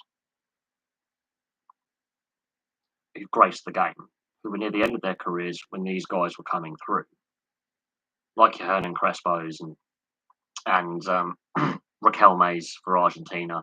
Uh, you've got your Zidane's, your Pirlo's, the European, French, and Italians. You've had your Bastian Schweinsteigers, your Michael Ballack's, your Torsten Frings for Germany. You've had your Gerrards and Lampards and your Paul Scholes for England. You've had your great international players.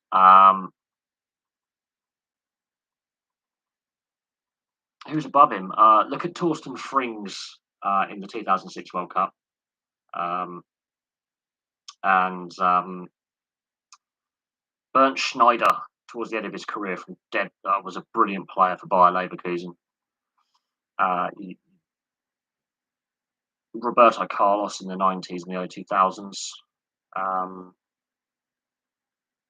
Trust me, there were some superstar players back in the day. Now, I do think the quality is less. I really do.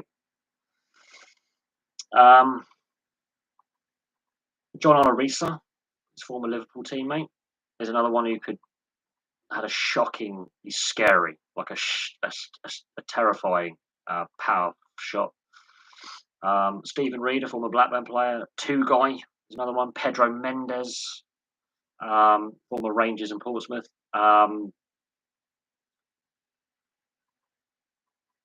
there are some players midfielders who could just drill it in from.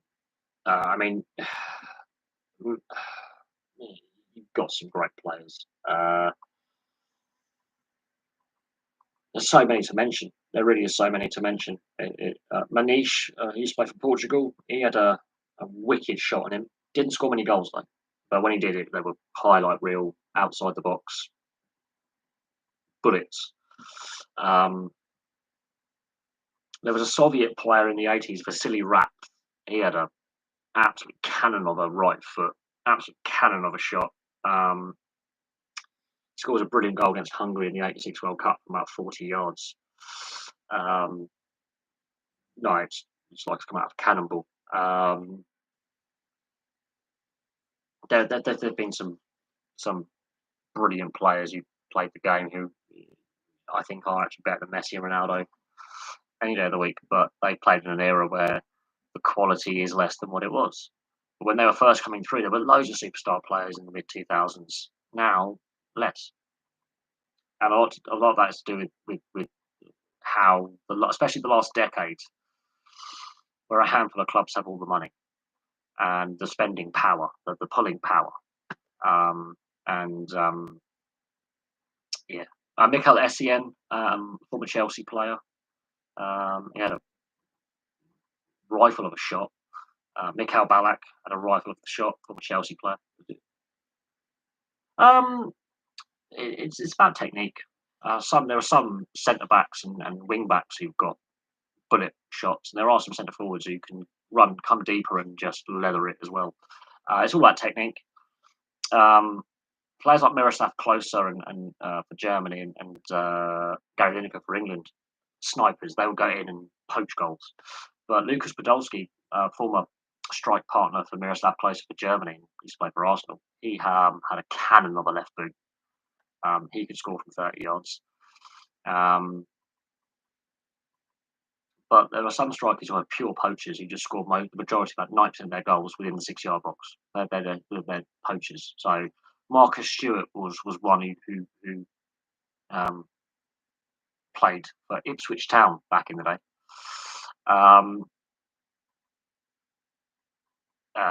But there are some. Do you think there are any players that won Ballon d'Or that didn't deserve the award? Yeah, Messi and Ronaldo. It's a personality award now. But they're playing in an era where there's less quality, in my opinion. Notice they didn't in their early days. They weren't winning it. So there you go. No, I don't think so. I don't think so. I think obviously the last period is as I say, the quality is not what it was. But I think it should go to the best all-round player. I swear a player like Figo never won it, which I found ridiculous. Players like Zidane and Figo should have been in the consideration more.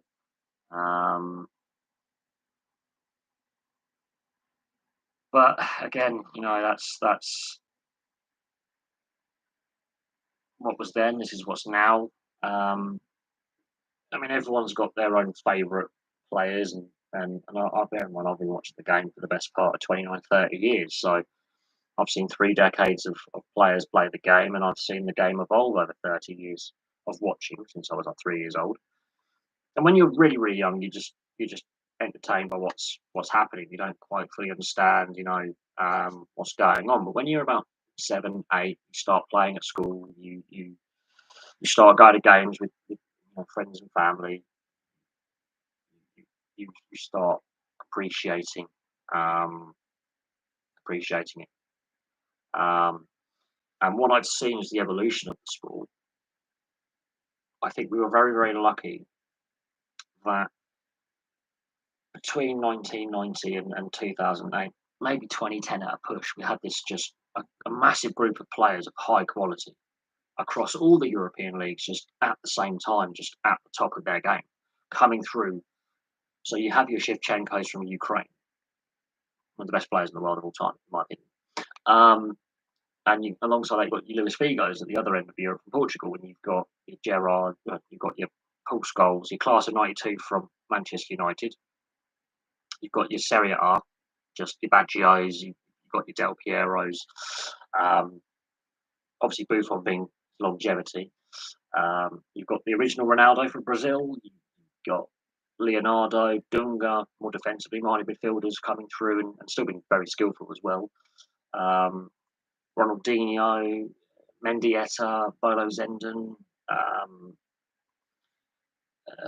Iker Casillas, Raul, Michael Owen, yes, at his peak, was one of the nippiest little strikers you'll ever see. He could do a run for 30, 40 yards and then bang it in.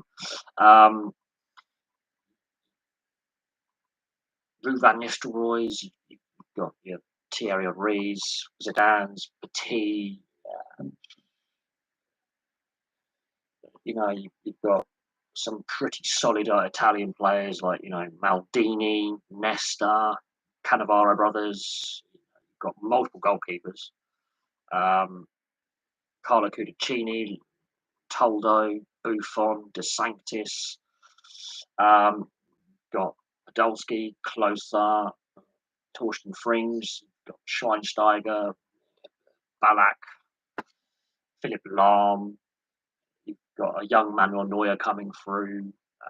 Got Oliver Kahn at his peak. You've got Rushdu at Barcelona, the Turkish goalkeeper. You've got Schuker, Davor Schuker playing for Croatia. You've got Schuker playing for Turkey. The list is endless. Ronaldo, it's a Portuguese derivative, and of course, it's a surname. So Ronaldo plays in Brazil would be descended from a Portuguese settler, most likely. Because you've got the two Ronaldos. You've got Figo in there. Guti, chronically undervalued as a midfielder for Real Madrid, club legend, by the way. You've got Hernan Crespo, Batistuta, Zanetti, you've got the Italian Zanetti, you've got the Argentinian Zanetti. Thing. That is a thing. Really is. You've got some superstar players. I'm listing so many.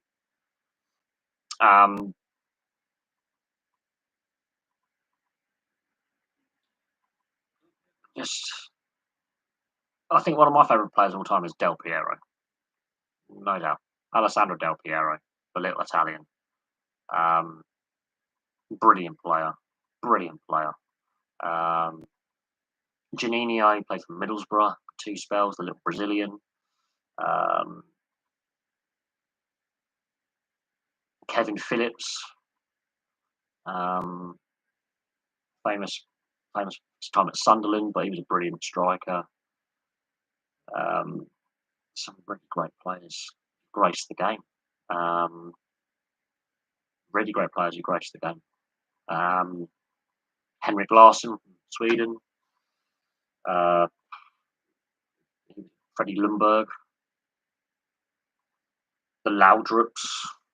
They were at the end of their careers when I started watching football, but they were brilliant. Some really great players. Oh, Eusebio was a brilliant player for Benfica. Brilliant player in his prime. But he was a massive alcoholic. Eusebio. He was born in Mozambique, ironically. So by today's standards, he'd be playing for Mozambique, but he brilliant played for Portugal and Benfica.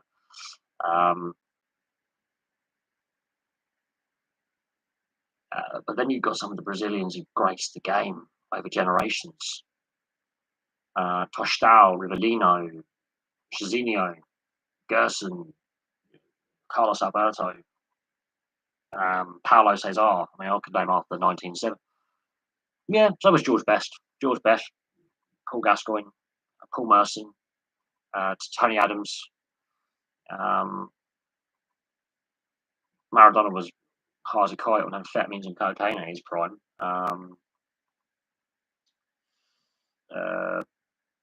Socrates for Brazil, he was a chain-smoking alcoholic.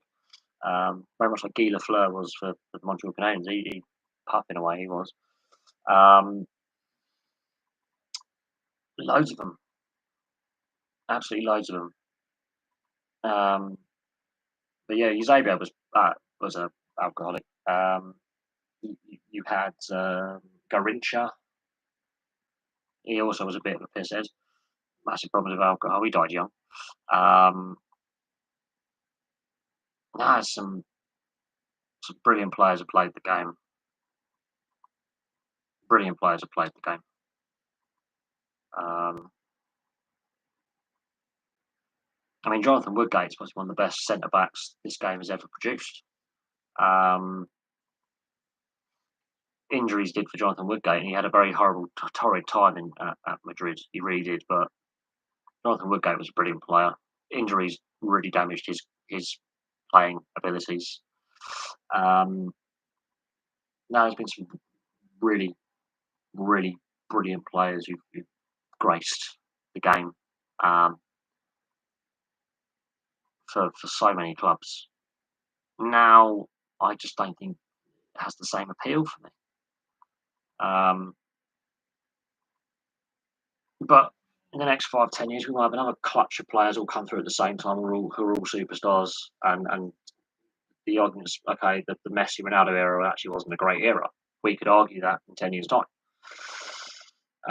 But when I was growing up watching, there was so much talent that it was very difficult to get the best national side on the field and get those combinations right and the the personality clashes.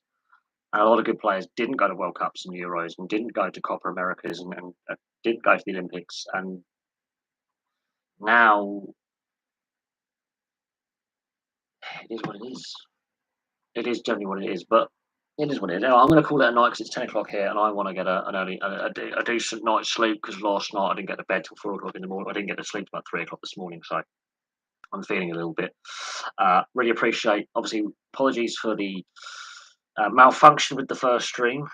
Internet decided to go. I'm not playing anymore.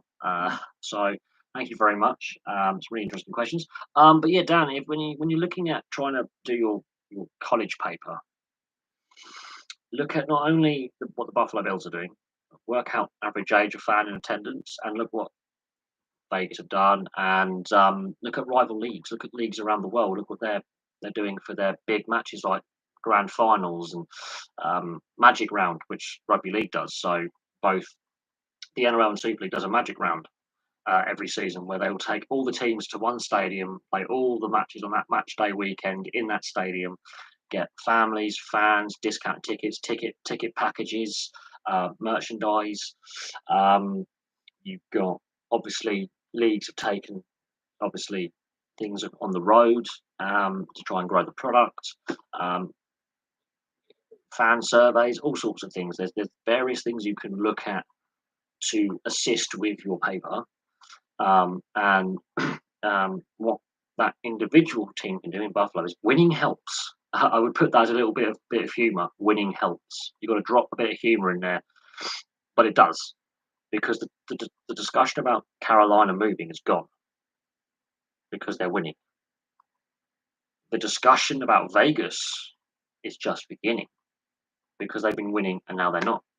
That makes sense. They're still a very competitive team. It's just roster management's screwed them up. But their attendance figures are good. Their pre-match entertainment and their breaks in play entertainment. Philadelphia were gritty. They decided to redo the mascot and do stuff. You've got, again, ticket price, merchandise price, concession prices for food and drink.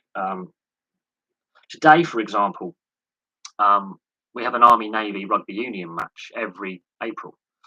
And I was getting the train home from where my friend lives. And the station I was at, they were putting special trains to get fans to the stadium for the game because you've got the men's game and the women's game. It's double header, first time.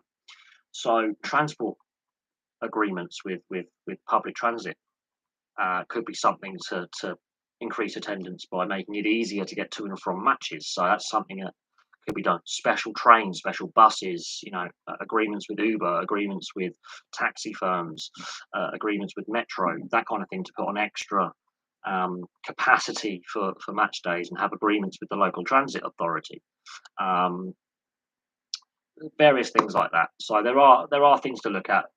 Army Navy is one of the biggest games for rugby union outside of the professional game. It's like the Army Navy college football kind of thing. And they put extra trains on to get fans to the stadium at Twickenham.